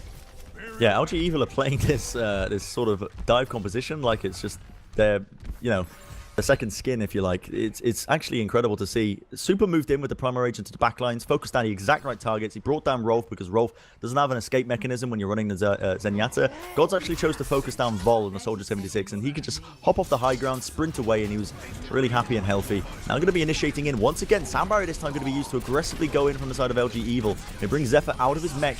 Do take him down. Vol, actually, or not Vol, I should say, is actually Selly, who's using the Tac Visor just around the corner. He gets booped back, and he hasn't actually found any kills. And now, maybe potentially a bit of desperation plays as Surefour's managed to switch off onto the Widowmaker. But it has certainly worked for him as he claims 2 kills, 3 kills. He's hitting off their shots for days. And now he's in a great position. Sat on top of this staircase, he has got a great view all the way down the home stretch and the infra site, so they know exactly where they're coming from, which spawn door, and the contest up top as well from the rest of C9. There's Rob420 engaging with the Transcendence. Absolutely, they're going to try and move it in. The post-bomb connects onto Rolf, but it's not going to be doable because he was transited up. That's invulnerability. 2 kills go the way of Cloud9 as they're moving it even further forward in. A lot of damage coming off. Surefour pops it off onto Super as well. Train is the last man standing to try and contest this cart. I think, again, too little too late. Jake's going to make one last-ditch effort as he reflexes it up, but he's going to get brought down. And with Gods popping off the Primal Rage, that'll be enough. And they do manage to get the last checkpoint, but that was actually shakier than I was expecting from the side of Cloud9. Definitely, that was way closer, and I think it was because LG Evil just decided to dispense with their usual compositions and just try and go dive v dive, and they were working it really well. They put a lot of pressure on Cloud9 to perform, and I honestly think thought that LG Evil were going to be able to hold that the whole way, but Surefour, I think he got 2 kills to really turn a fight around at the end, and then hit 1 final kill just to clear the cart, and then he got in a great position where he can just provide suppressive fire for all of the rest of his team, and really turned that last fight around when they were in crunch time into the overtime, and they managed to complete the map in overtime. I mean, that's probably about normal for Watchpoint Gibraltar, to be honest, but better than I thought that LG Evil were going to be able to defend. So there's potential that we could be seeing a pretty close game here on this one. Absolutely, they put up a very valiant defense. Let's see if they can take it on the attack this time, as the players, the teams, are going to start to prepare to roll out, get their compositions going, see what they can run. And for now, on this defense, they're going to be running Adam temporarily, I imagine, on the Hanzo here, just going to be getting a bit of information with his recon arrow, popping that off onto the high ground, just see him give it an early sneak peek of what composition they'll be running. He'll be running straight back, most likely, just to switch back onto his onto the Lucio role. And honestly, if you're Cloud9 right now, I think you have honestly got to be sweating, because the next map, if you end up losing this map pick, that's your map pick, because you didn't get the best of times coming off the back of this. If LG Evil end up winning this under you and it goes to Dorado, you're in the danger zone, because that's in known territory of the triple tank sort of lineups of LG Evil. Definitely brings it more on even footing for sure, but Cloud9, with their normal compositions, double hit scan to the Winston dive comp, And they're going to be playing this aggressively straight out the gate, as has become kind of meta on Watchpoint Gibraltar for most teams. Not LG Evil, though, noticeably. And they're going to have to contest Gods, who's just waiting around this corner, seeing if he can get a nice engage onto somebody before he has to use his leap to get out of there. And Jake has actually started out here with the Sombra. Absolutely, they're going to be trying to initiate in as well. Super just putting in a decent amount of damage, but it's going to be Selly who finds the first kill. Again, you can't afford to play quite aggressive here if you're in the current boots of Cloud9 on this first attack. God's claiming another one onto Avast. It doesn't seem like LG Evil are finding the picks. They're running this sort of divey composition with Jake on the Sombra, but they're not really getting the most out of it that Cloud9 were.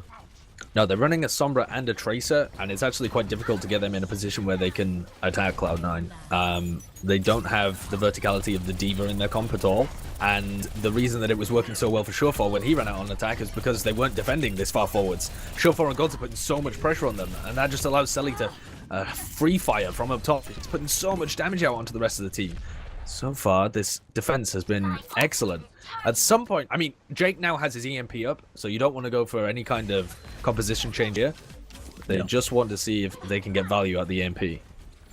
I mean, they definitely should be able to, and they've got the mobility to try and find a kill or two, but it's all going to be the back of Jake with his EMP, moves in, pops it off, does connect it onto a few. Transcendence also going to be used here by Rob 420 just to heal up his team. It's going to be Super, claims the first kill onto Rob, Vol with the tag visor, claims the second one, the D-Mech as well, onto Surefire. So finding the kills definitely in this engagement, but that's the first fight they've won. They've got a long road ahead of them if they want to try and push this even further, because Cloud9 are 100% going to be able to contest this.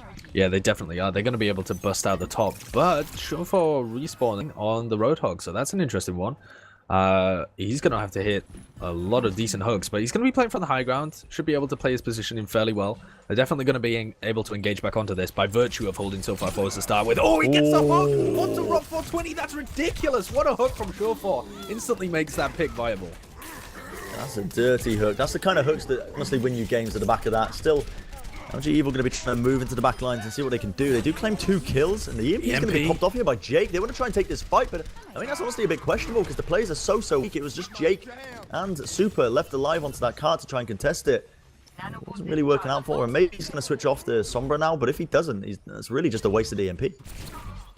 Yeah, I think he thought there was more of a follow-up than there actually was, and he's not switching either. That's a strange one.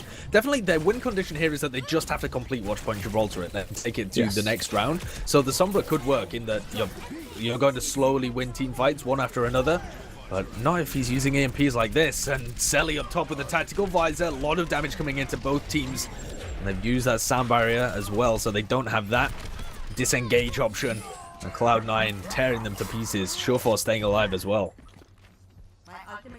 This next engagement, Cloud9, they don't have Gods as Primal Rage to defend with, but I think that's honestly going to be more than enough because there's hardly any ultimates coming online right now for LG Evil. Jake's still only 30% into his Sombra ult, which, you know, should be building quite quickly. There's quite a number of health packs that you can abuse around this first section of Gibraltar. But Super and Rain on the side of LG Evil do have their ultimates. Pulse Bomb and Primal Rage are both. Zephyr falling pretty early on. That's a good pick. That's an opening. Yeah, that's a great pick. That's going to create an opening here for them to move off, and that's immediately what they're going to be doing. Super moves in into the back lines, just trying to run down Adam, as well as Primal Rage used by God to just try and push them all around off to this point. It's going to be Jake who claims the kill onto Adam. This is looking pretty good so far, Sideshow. Yeah, they've managed to clutch it in the final moments. A reminder that if LG Evil actually lost this fight, that would be it as well. They would be out of the tournament. Trying to get third place at the very best, but they clutched it. They came out with the win exactly when it was needed, and Jake now with the EMP, but the time is getting so close. They're doing this by the skin of their teeth, but they have to complete the map just to stay in this tournament, just to stay in this series. They're still sticking with Jake on the Sombra, which I agree with. They've got the EMP to use as well, so a lot of capabilities to work off a superior ult advantage. There's the EMP being popped off. I think that's connected on top all of them there. Super pops off his Primal Rage as well, just trying to knock them off the map, but eventually, indeed does. He gets Gods off, as he was hacked, so he couldn't actually leap away back up over the cliff edge. That has created a lot of room for his team. As you can see, it is just Avast on the cart. pushing it in for his team, and a forward hold, very aggressive forward hold coming out here by LG Evil. I like this a lot. They've got Rob 420's Transcendence into the upper area that they can use, but there's a ton of ultimates online for Cloud9 to recontest this with. Yeah, they're going to try and recontest. They're seeing if they can engage through the door. Selly the first pick, though, and this Transcendence coming out from Rob is going to keep all the players on his team pretty healthy. Here comes a whole hog. That's a huge amount of damage just being vomited out by Short4 here. But he can't really find a target to focus it down onto, and Train's in the back line. Thankfully, they've got the sound barrier to keep Short4 alive, but he's getting focused around. Can't find the hook. He's eventually going to fall, but this fight is eventually going to turn the way of Cloud9, and a minute left for them to turn this around on the side of LG Evil. They need this to go towards Dorado. Short4 switches over to the McCree. I'm just going to see what he can do. I believe it might be in response, and Jake's actually decided to get off the Sombra now and move over to the Genji himself. So, interesting picks. Oh no, Short4 finally actually does switch back off to the McCree onto the D.Va, which I think I do agree with. You need to be able to contest the sort of spaceship up top. Super moves in, tries to initiate. They do have a sound barrier on the Vast if they want to be using that to initiate in, and they are going to pop it off here. Here and now, seeing what they can do. Trying to run down Selly as well with Jake on the Genji. Does collect the kill. That is actually pretty crucial for them. Moving in with the Primal Rages on both these players. Gods has to back off. He's very weak, but the kills are actually flooding in for LG right now. Train's on an absolute mad one. They're doing it again. The final moments, only 25 seconds remaining. Remember, this is LG Evils. They need to win this if they want any chance of not going out here, and they are definitely finding the picks where it counts.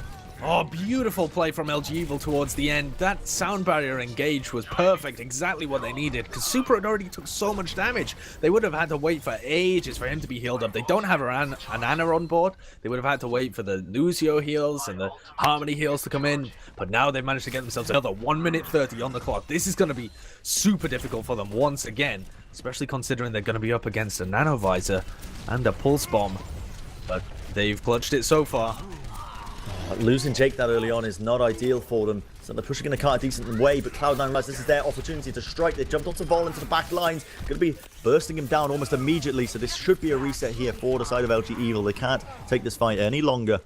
Cloud9 realizing that they've got a bit of an opening there to exploit. You know, finding the kills here and there. Ultimate's going online for both these teams, it should be said. LG Evil, Rob 420 has the Transcendence, so can keep them nice and chipper, nice and awake. And Jake has a Dragon Blade as well. This is going to be important. If Jake manages to bring down Rolf before he can get off his Nano Boost, bearing in mind Rolf is playing super passive onto the balcony, it's going to be crucial and imperative for winning this next engagement. But there we go. They pop off the actual Nano Visor on the side of Cloud9, trying to find the kill. Great post bomb by Train. He collects a kill onto Adam and wastes the Nano Visor from the side of Selly. That's incredible stuff coming out from that one Tracer man.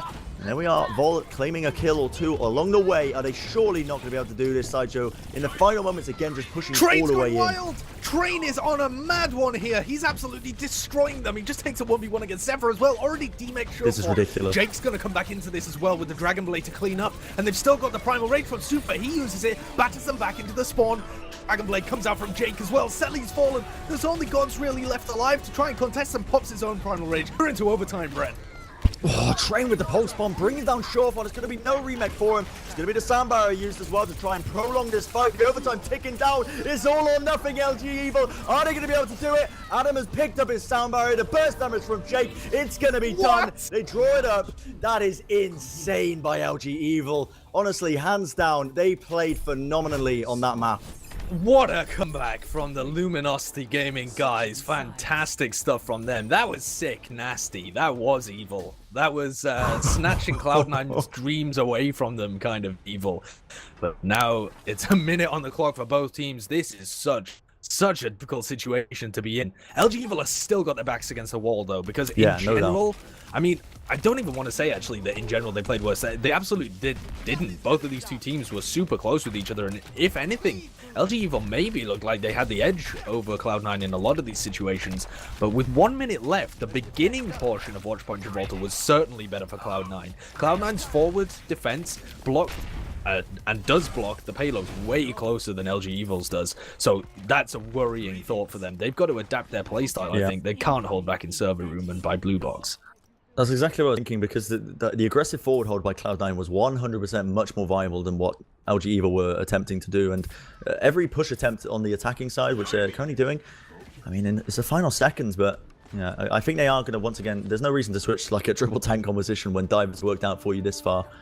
And it is indeed, I think, going to be the dive, the triple DPS on the side of LG Evil. as they're trying to defend it up. Cloud9 moving forward. They're holding Shore on the Widowmaker. This is going to be imperative. If Surefor's hitting his shots, LG Evo are going to be in a very sticky situation. He could win it for them straight here. If he just hits a couple of shots and gets rid of these 200 HP targets that are playing really aggressively and forwards, especially with that kill onto Rob420 and last falls as well. Surefor really hasn't even had to do that much, providing a little bit of damage for the rest of his team. Gets the pick onto Jake, and LG Evil are falling apart on this first defense. Vol needed to play much more aggressively there in this defense, but they're just trying to stagger out to the best of their abilities, and they're just getting absolutely destroyed. Again, you can afford to hold quite aggressively there because the respawns are so close, but now it's just really going against a knife's edge. There's only 18 seconds remaining. It's most likely going to be pushed into overtime as the cart moves quite slowly in this section. They've only got 2 on the cart as well. Not the maximum speed it could be moving at, but nonetheless, the defense comes out from LG Evil. They're going to initiate in with the speed boost onto the cart, moving into the back lines, see if they can bring down a few of these players. One of them falling quite weak, but with the biotic field on the ground, and the Lucio heals from the side of Cloud9, they're finding it, but there we go. LG Evil strike back, claiming 2 more kills. Avast with the boot does bring down Adam once again. Postbomb connects onto Vol, but not enough to bring him down. Surefor is still up and available on this Widowmaker, but it's one man against the world, and what he do, realistically, is going to be nothing, and that is a solid defense by LG Evil. They've set themselves up for a win realistically here now. They actually have. That's absolutely mental from LG Evil. And you know what? Cloud9, they put their faith in Surefor at the end, and he didn't quite deliver. I was on his POV for the most of the time, just seeing if he was able to hit those shots. He really wasn't coming up for them. It's a risky strategy running the Widowmaker. You have those really weak health targets that you can play into, but you have to be hitting your shots. And Vol, when he respawned and he was on the D.Va, did a great job at zoning him out at the end, and he wasn't even able to partake in that last fight. Couldn't get any position because the payload was basically on the other end of Car Wash as well. So it was a really sticky situation for Surefor's Widow to play into, and it didn't get the value that they were hoping for whatsoever. They're going to be wringing their hands now, but they have to come out with an incredible defense. You got to say that they should be able to pull that off. I think a minute into the regular time of this map, the LG Evil payload was not through Car Wash. So if we have something similar, then Cloud9 could still take this, but it's on a knife's edge for both teams. It's going to be super tough for them. I think it's all going to be off the back of this one first defense from Cloud9, whether or not they're going to succeed. Because if it goes radically wrong and they start losing too many players and the cart gets too much distance further than it was in the previous round, going to be really running into some troubling times. And look at the composition change. This is super interesting. LG Evil pulling out the triple tank, opting for the right-hand side, rotating all the way around through the building. Really interesting that they decided to go for this sort of high sustained tanky sort of composition against Dive on trip to first point. What are you thinking about this? I think this is really strange. They're not going to get any kind of cap time. The players from Cloud9 can delay the cap if anybody tries to get them to it. They can also, they're super mobile. They're going to be able to evade them, so they don't even have to take the fight. I don't understand this at all from LG Evil. There's only 30 seconds left. They're not even going to be able to build up their huge Nobody's ultimates. been on the cart once this entire game so far, and I just realized this. They're moving around. Gods is just waiting there. They've got Selly on the high ground, which they can't take care of. Vol's going to get hooked up, but still trying to put the damage into them. Finally, the cart's going to start to get moving, but when you're up against this Dive, it's so hard to just try and find the kills and find the picks when they're so mobile and all over the place. Train finally gets a hook combo onto Gods. That is an excellent start. That's the one thing they really did need. We're moving into the overtime now with a few seconds left, but they cannot leave this cart. Now, Cloud9 forced to back off a little bit, reset, try and get for this defense. Now, as the players are arriving, they need to contest the cart. It's getting dangerously close now into the overtime. Adam moves in. They do not have any ultimates to use. They just got to go for raw firepower. Super moving in with the hammer as well. Finally, there's burst damage, but I don't think it's actually enough. LG Evil moving forward. This is unbelievable. It's still getting contested by Gods, but it's too little, too late. 9 meters, 0.09 meters onto the point. And with the ultimates popped off in the final moments, LG Evil win Cloud9's map pick. They bring it to a 5th map. That is phenomenal. I gotta say, I was super scared when I thought that they were just going for a full-on death ball fight with them. Like, how do you expect to have a 6v6 fight against a dive comp that can just avoid you and can just run rings around you? But LG Evil realized just in the nick of time, play around the cart, you know, managed to avoid them actually diving onto them and being in decent positions because they kind of forced them to run away a little bit at the beginning. Then they play around the cart, and as soon as those 6 players are there, playing in a death ball exactly how they like it, there was nothing that Cloud9 could do to pick off individual targets. Their damage was not enough. And LG Evil, what a fantastic performance by them to pull that one out of the bag. Unbelievable stuff. I'm honestly shocked that they managed to pull that off. All the signs are pointing towards a Cloud9 victory just before that match started. And, you know, LG Evil, they pull out the dive composition. They pull out this triple DPS, the 2-2-2 dive. And they are just absolutely unbelievable on it. They're using it like it's their main composition. Is how well they're executing it time and time again. It was a bit shaky towards the beginning. You could see it wasn't as strong as Cloud9's initial push. But, you know, they got the results at the end of the day. And they are the victors for Gibraltar. And we're going to be moving into the random map, which is Dorado.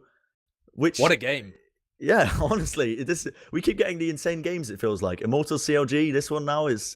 Just been lucky, haven't we? We've got the slobber knockers, as you described it at the beginning. This one, exactly. It definitely has been a slobber knocker. These are two teams that are very even in terms of their overall play, but have very contrasting game styles. So it's always incredibly interesting when they go up against each other. And LG Evil pulling the triple DPS out of the bag, which is you know, something that they very rarely go on to. Cloud9 playing a lot with the Sombra on Eichenwald, and now they've just taken each other's map picks. So Cloud9 taking Eichenwald, and then LG Evil on Watchpoint Gibraltar with an amazing clutch. And going into Dorado, this is going to be just a crazy final map for this series. This is the semi-final. This decides who goes into our grand final with a chance of winning their share, the lion's share of that $5,000 prize pool. And it all comes down to this. In terms of this semi-final on this side of the bracket, one of these teams is not going to make it, and Dorado is going to be the battlefield. What are your thoughts on Dorado? Dorado is an interesting one because on numerous sections you can run triple tank with excellent success. I think it's weird though because the second section of Dorado, the first section, you can run triple tank and you can just basically play the high ground and choose when to contest. But when you're in the later sections, it's so open in that final courtyard when it's being pushed in that dive sort of really comes out swinging in those final moments. So LG Evil, you know, they've surprised us with dive on Gibraltar. They may try to drift away from their tanky compositions. You never know. They could try and do it to throw a bit of a curveball to Cloud9 and what they're expecting. But this is going to be super close. It's right down to the wire. As we can see, it's gone all the way down to the fifth and final map. It's going to be super hard to call as well because this was the random choice map. Dorado wasn't picked by either of these teams. Yeah, both teams felt confident enough to leave it in the map pool. The way that the map ban system works is that you ban for this tournament is that you ban down to 8 maps. So there's 14 in the pool to begin with. You ban down to 8 maps. Each team picks 2, alternating, and then the random map is the last one left out of 4. So it kind of falls into the realm of maps that you don't. It's not that you don't want to play it, but you didn't really want to play it. It wasn't your top 2. So it's somewhere in the middle of the pool for both teams in terms of where they're comfortable. Something that would be really interesting for me is if Cloud9 decide to run the Pharah Mercy Tracer comp that they were running on Oasis with Jofor on the Pharah because he was absolutely destroying. And if then on the defense, you could try on a couple of the areas running the Sombra as well, but it's not as good health pack placement, I don't think. Yeah.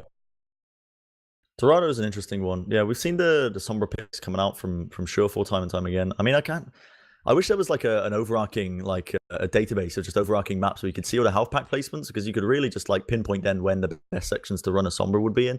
Because it's you know, it's easy enough to think through each individual map and think, oh yeah, that section's got a few there, but it would be interesting to see in different areas where people, you know, players might not expect it to be ran to a certain degree of success. Dorado's got a few littered around. They've got a few flanking avenues as well to utilize around the back and whatnot. But this is going to be one of those games that is really going to test both these teams, I feel like, right down to the limits. We're just waiting, I believe, for the players to return back to the lead. They're just taking a short break. Remember, they've been playing some very long games. You know, we don't get a break, Sideshow. We don't get a break. Intense. Well, we don't have to play as well. I mean, true. Yeah.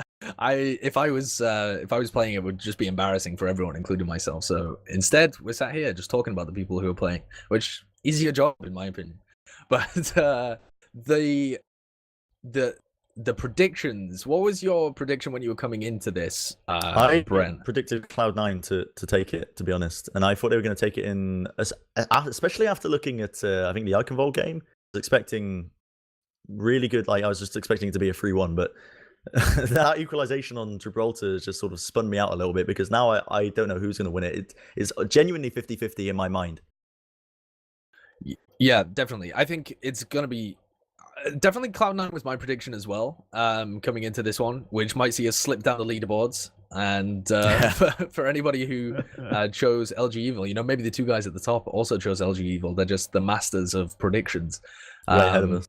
And that's cyberpowerpc.stevo.com/predictions. If you want to get in on the prediction game, you can actually start putting. Obviously, you can't predict this map. That would be cheating. You wait until the final map to predict who it is.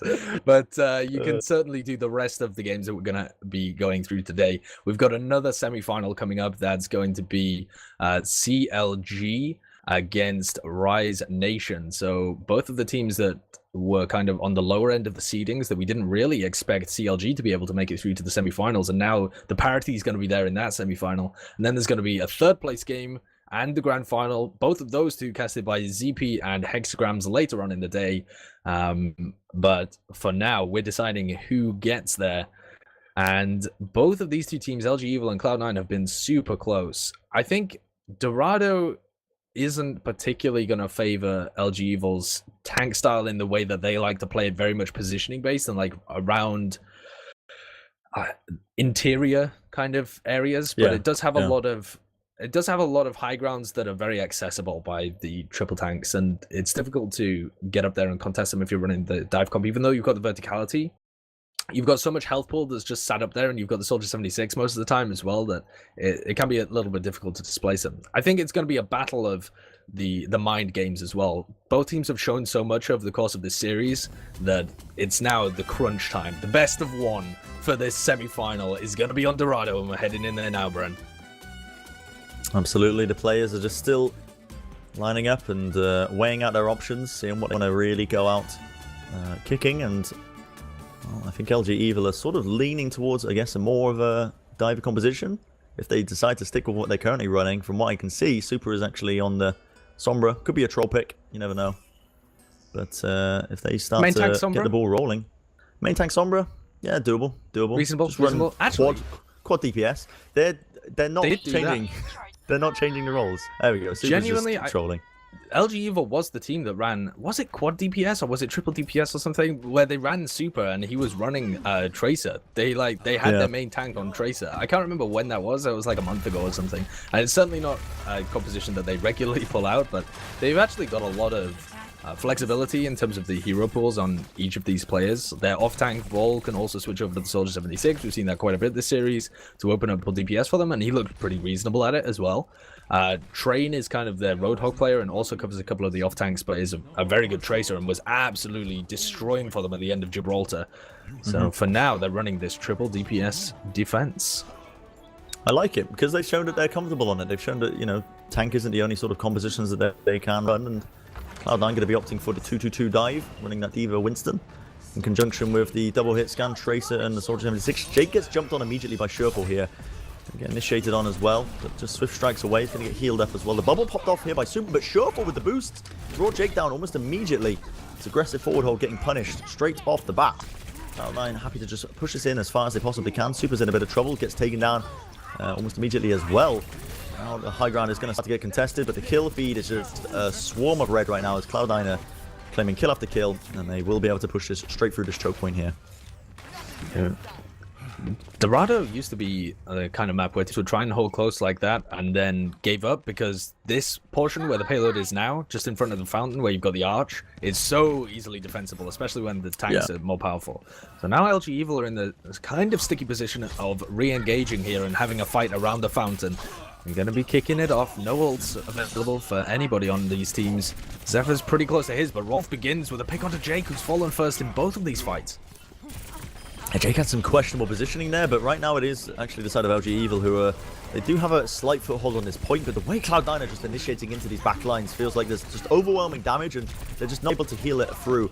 Pulse-bomb comes out onto Rolf, does take him down by the side of Train, but really too little too late. The cart is going to get contested momentarily by our Vast, but that final kill, they will get that first checkpoint, just buying a sliver of HP, a sliver of time, I should say, for his team. And ultimates across the board. Cloud9, they've got a Pulse-bomb to work with on Zephyr. Gods has his Primal Rage. He's had a lot of success with his Primal Rages so far this tournament. And it will be interesting to see how they decide to initiate through as the cart is just about to get going. Selly and Zephyr have been going wild, and Jake's not found any results on the Genji, so he switched over to the Roadhog. Hasn't really had an opportunity to show it yet, but gets that hook in onto Gods, forces out the Primal Rage as he was about to get that pick, and Gods just smacking people away from the ledge there. Vast with a bit of a move though, I think. and God's knocked down to the low ground, but he's putting pressure on Rob, and he falls, and this is going to be another one team fight the way of Cloud9 as they continue to slam through this. This is a ridiculous pace that they're setting. This is more what I expected on Watchpoint Gibraltar. They're dismissing LG Evil. Train asked for a pause momentarily. They may have been having an issue there with the defense, something possibly happened in there with one of their players. Oh, they disconnected from voice, yeah. But that was looking pretty good, solid from the side of Cloud9 there. They were looking strong. They've got ultimates to use as well. They're pushing this even further in. Surefor's just holding onto the high ground as well as the D.Va. He's going to be able to block a few spawns off momentarily, just temporarily, just buying a bit of time for his team. And he's also got the self-destruct to use if he really needs to. If he gets in a sticky situation, he can just pop it off as his mech gets destroyed and just try and escape his little baby D.Va feet out of there. But for now, I think there's a decent time actually being on the board here for Cloud. Really good time. Cloud9. It's looking really good, to be honest. Yeah, Surefor's been playing really aggressive alongside Gods, and Surefor really hasn't had to peel at all because there's been no pressure in their backline. Train and Jake, when they were playing the Tracer and Genji respectively, didn't get an opportunity to apply any pressure in any of these fights because they've had to instead. I mean, Train's been applying a little bit of pressure to Rolf, but it seems like Cloud9 have just kind of left him with Selly and leaving that pocket Soldier 76 just to leave him like fairly well defended. They seem to have a lot of trust in Rolf to defend himself, so that frees up Surefor to go forwards and apply a ton of pressure over onto Super and Vol, and they're constantly setting them off tempo. There's been no point at which LG Evil have looked like they want to set up their own dive. They're constantly having to react. Man, they've got Avast's own little sound barrier there, so they wanted to utilize that. Look how far the cart's already been pushed in here. Now they're going to initiate a bit of shields to use. Surefor does find the kill onto Jake though initially. Transcendence now going to be popped off by Rolf as well, just keeping those members of Cloud9 nice and healed up. So they also bring down Avast, and they do still have Surefor's self-destruction, I should say. They want to use it, but right now they're just so many kills off the back of just the superior damage and Rolf staying alive with the Discord orbs that they've got no real reason to just utilize that, as it will get pushed in, and I don't think there's going to be an opportunity whatsoever here for them to contest. And look at this, already the switch is being happened. Unfortunately for LG Evil, they're stuck in the forward spawn here. I don't know if that's going to be punished right now by Cloud9. They're still trying to move in on them, get that burst damage in. Self-destruct's going to get popped into the backlines as well. Doesn't quite collect a kill, but it's forced LG Evil into some unfavorable positionings in these corridors right now. God's going to be trying to run them down on the Winston, just swinging and missing right now. I'll knock them all the way back. Super ends up going down to the pulse bomb. That is also just being pushed in nice and slowly by the side of Adam. And this is looking actually not too bad for the side of LG Evil. They're just going to start to delay and basically contest this point to the longest they possibly can. Jake gets out. They're going to be in a very solid position to recontest this now. This is by far the most defensible point of Dorado, and you frequently see teams full hold here, but a full hold for 4 minutes, that is an ask. Oh, so although, although the game is not lost yet for LG Evil, it's really, really tough for them. They've moved back to this triple DPS. They've got the tactical visor to try and work with, but Adam's close to his sound barrier, which would completely negate that. And Selly has one of his own. Here comes the tactical visor. Pop for both teams. Jake and Selly both going into each other. It's getting eaten at the moment by Vol, and Vol actually picks up the kill. So that's been completely negated. Jake on the other side finds Rolf. LG Evil are holding on just about. That pulse bomb though takes down Super. Avast falls as well. There's only a couple of them. Their spawns are super close. They might still be able to stall this, but Cloud9, this is ridiculous pace. Yeah, unbelievable timings right now. Surefor's got the self-destruct that he can just use to clear them out over the point. It's going to be the Nana who's put onto Train, but he's got really nothing to combo with. He does not have his whole hog. Gets knocked back. Click kill onto Adam. Surefor sends the self-destruct flying straight up into the air. Clicks a kill onto Rob 420. I think he thought he could possibly tank that with the sound barrier, but it didn't quite work out for him. Contracting with another sound barrier, or self-destruct from Vol, I should say, to try and clear these players off the point. Earthshatter by Super doesn't connect onto El. It does connect onto Selly, I should say. Finding that one kill for them. And this is looking like a decent defense for now. Still a huge ask for them. 3 minutes on the clock here. Cloud9 have multiple attempts here for this push.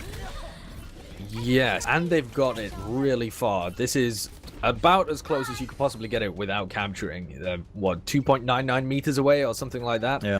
And this entire game for the whole of the rest of the time is just try and delay and stop them getting those final 3 meters. Obviously, the payload is going to roll back, and it is a super defensible area, but they've got so much time to work with. And Surefor switching over to the Sombra, they're just going to go for an EMP play.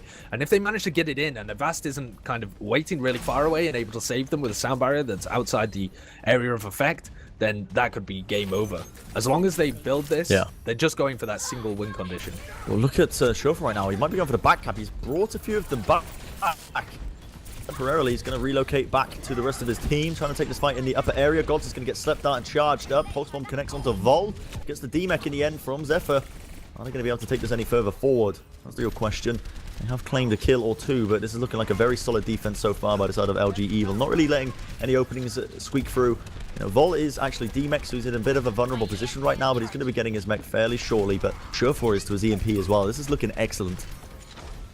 Here's the thing, if Avast positions himself really far away, then Adam can engage with the sound barrier and they can just take a fight and Surefour can come in afterwards. Oh, and Avast is actually just going to use the sound barrier now. They want to go for an aggressive play, but then what have they got to answer the EMP when it comes in afterwards? And it's not this fight that they have to worry about, it's the next one where they have the Transcendence and the EMP. How on earth are they going to hold off there? They've also got the sound barrier. I think this is lost. I mean, I can't see anything on the side other than Super hitting a ridiculous Earth Shatter.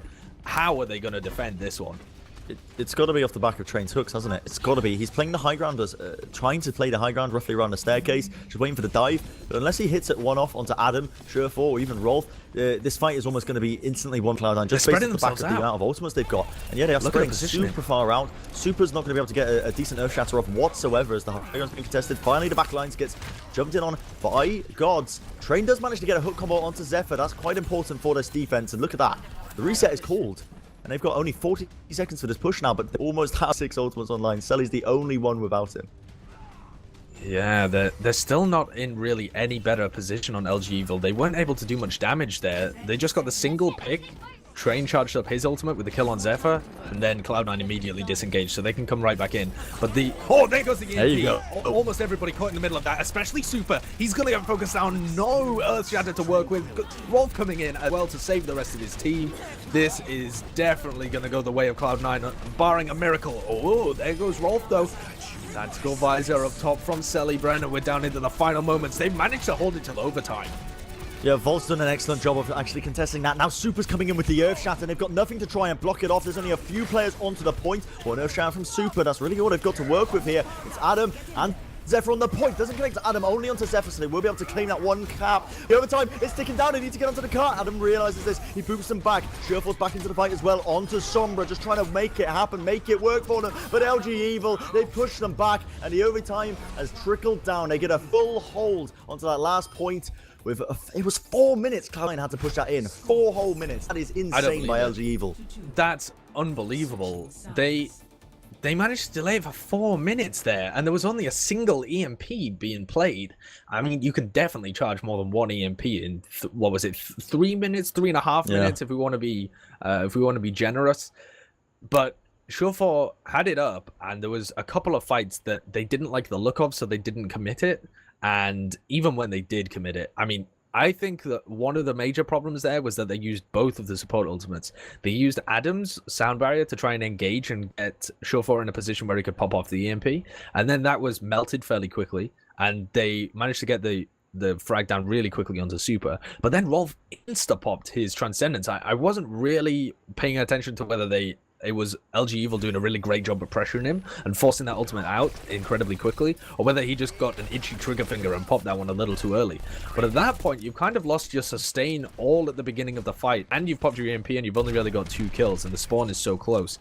And LG Evil did a good job of delaying the payload and making sure that they weren't able to push it very far or any further to actually finish it out.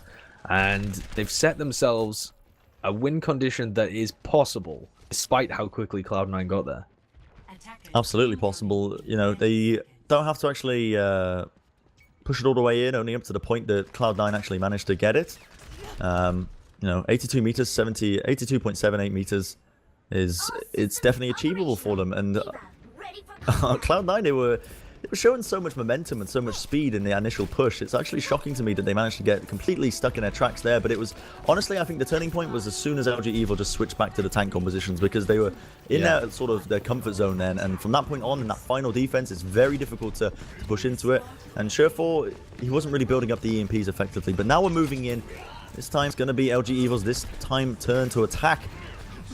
Let's see Super, he moves into the back line, seems to put in a bit of damage. Jake's following up as well. Sherfor's just holding up onto the high ground right now as D.Va, seeing if he can just control the point. Selly with a Helix Rocket claims the kill onto Jake.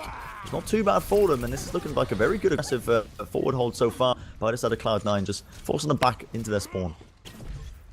LG Evil are running the triple DPS, and they really need the D.Va to be able to contest the high ground. Yeah, they'd realize that, and now they switch over to Jake. When you're running the Tracer and the Soldier 76, and only the Winston, you've basically only got 2 guys that can try and contest the high ground, and only one of them has got any health. So Jake moving over. I would have liked to see the probably Vol move over to it, actually, so they've still got the Genji to work with.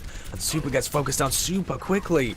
Jake didn't peel for him at all, just still sat on the low ground. And now Selly's got the nano boost, that tempo nano boost coming in. Surely going to be able to put a lot of damage onto the players around the card. Jake's defense matrix, though, he's put in a lot of work. He's actually denied the entirety of that nano boost. It's pretty impressive stuff, and the cart still getting pushed forward. Trade, he moves into the back lines, claims the kill onto Sherfor. Can he go any more? Further in, Super leading the initiative. The bio grenade pops off, but everyone is super weak.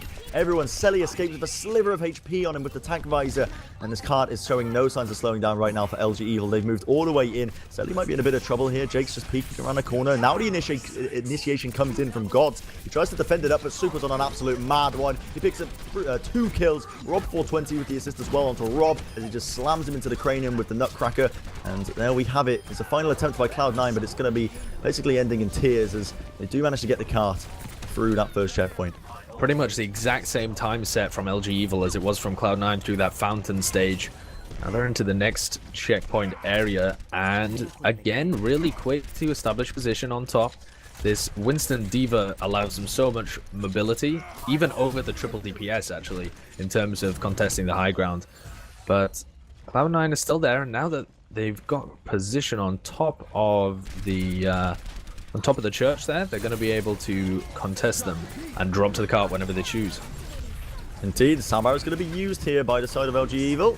Self-destruct also pops into them. Sherfor's going to be remeching himself up. No casualties on either side. Jake is very weak, however, falling super low. Ends up getting demeched by Selly's Helix rockets there. Still, the high ground being contested by Cloud9, and the fight is actually happening in the back lines because Gods has propped up his Primal Rage, and he's just trying to run down these supports, and he does bring down Rob 20 on the Zenyatta. A bit of a lack of escape mechanisms there for him to try and make his way out of that. Still, the fight is being taken here. Super's used his Primal Rage to try and knock Gods off into the back. I honestly don't know what the heck he's doing over there, but he does claim the kill anyway. Now he's moving on to Sherfor in the final moments, but it does fade away, and the card is slowly but surely getting pushed in by LG Evil, so it's not the worst scenario for them. But with Cloud9 with such a safe position up here, and they're going to be using the nano boost now onto Selly with the tank visor, see if he can find Rob 420. Indeed he does. Zephyr's going to be the one to claim those 2 kills though apiece, and it is going to be Cloud9 defending this once again. Players are quite split up on the side of LG Evil, kind of all over the place.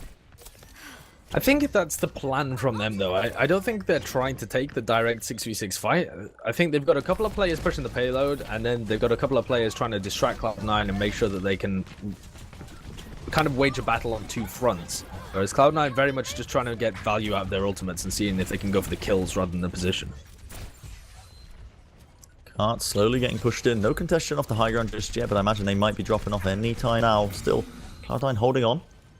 Cart's finally made his way into the courtyard area. Bio grenade's going to be sent out from one side. Sound barrier now used as well by Cloud9 to try and take this even further forward. The self-destruct moves out inside of Sherfor.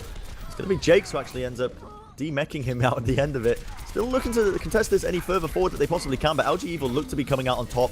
Super is getting assisted completely. Picks up 3k in that engagement, just focusing down the appropriate targets with the help of Rob 420 there.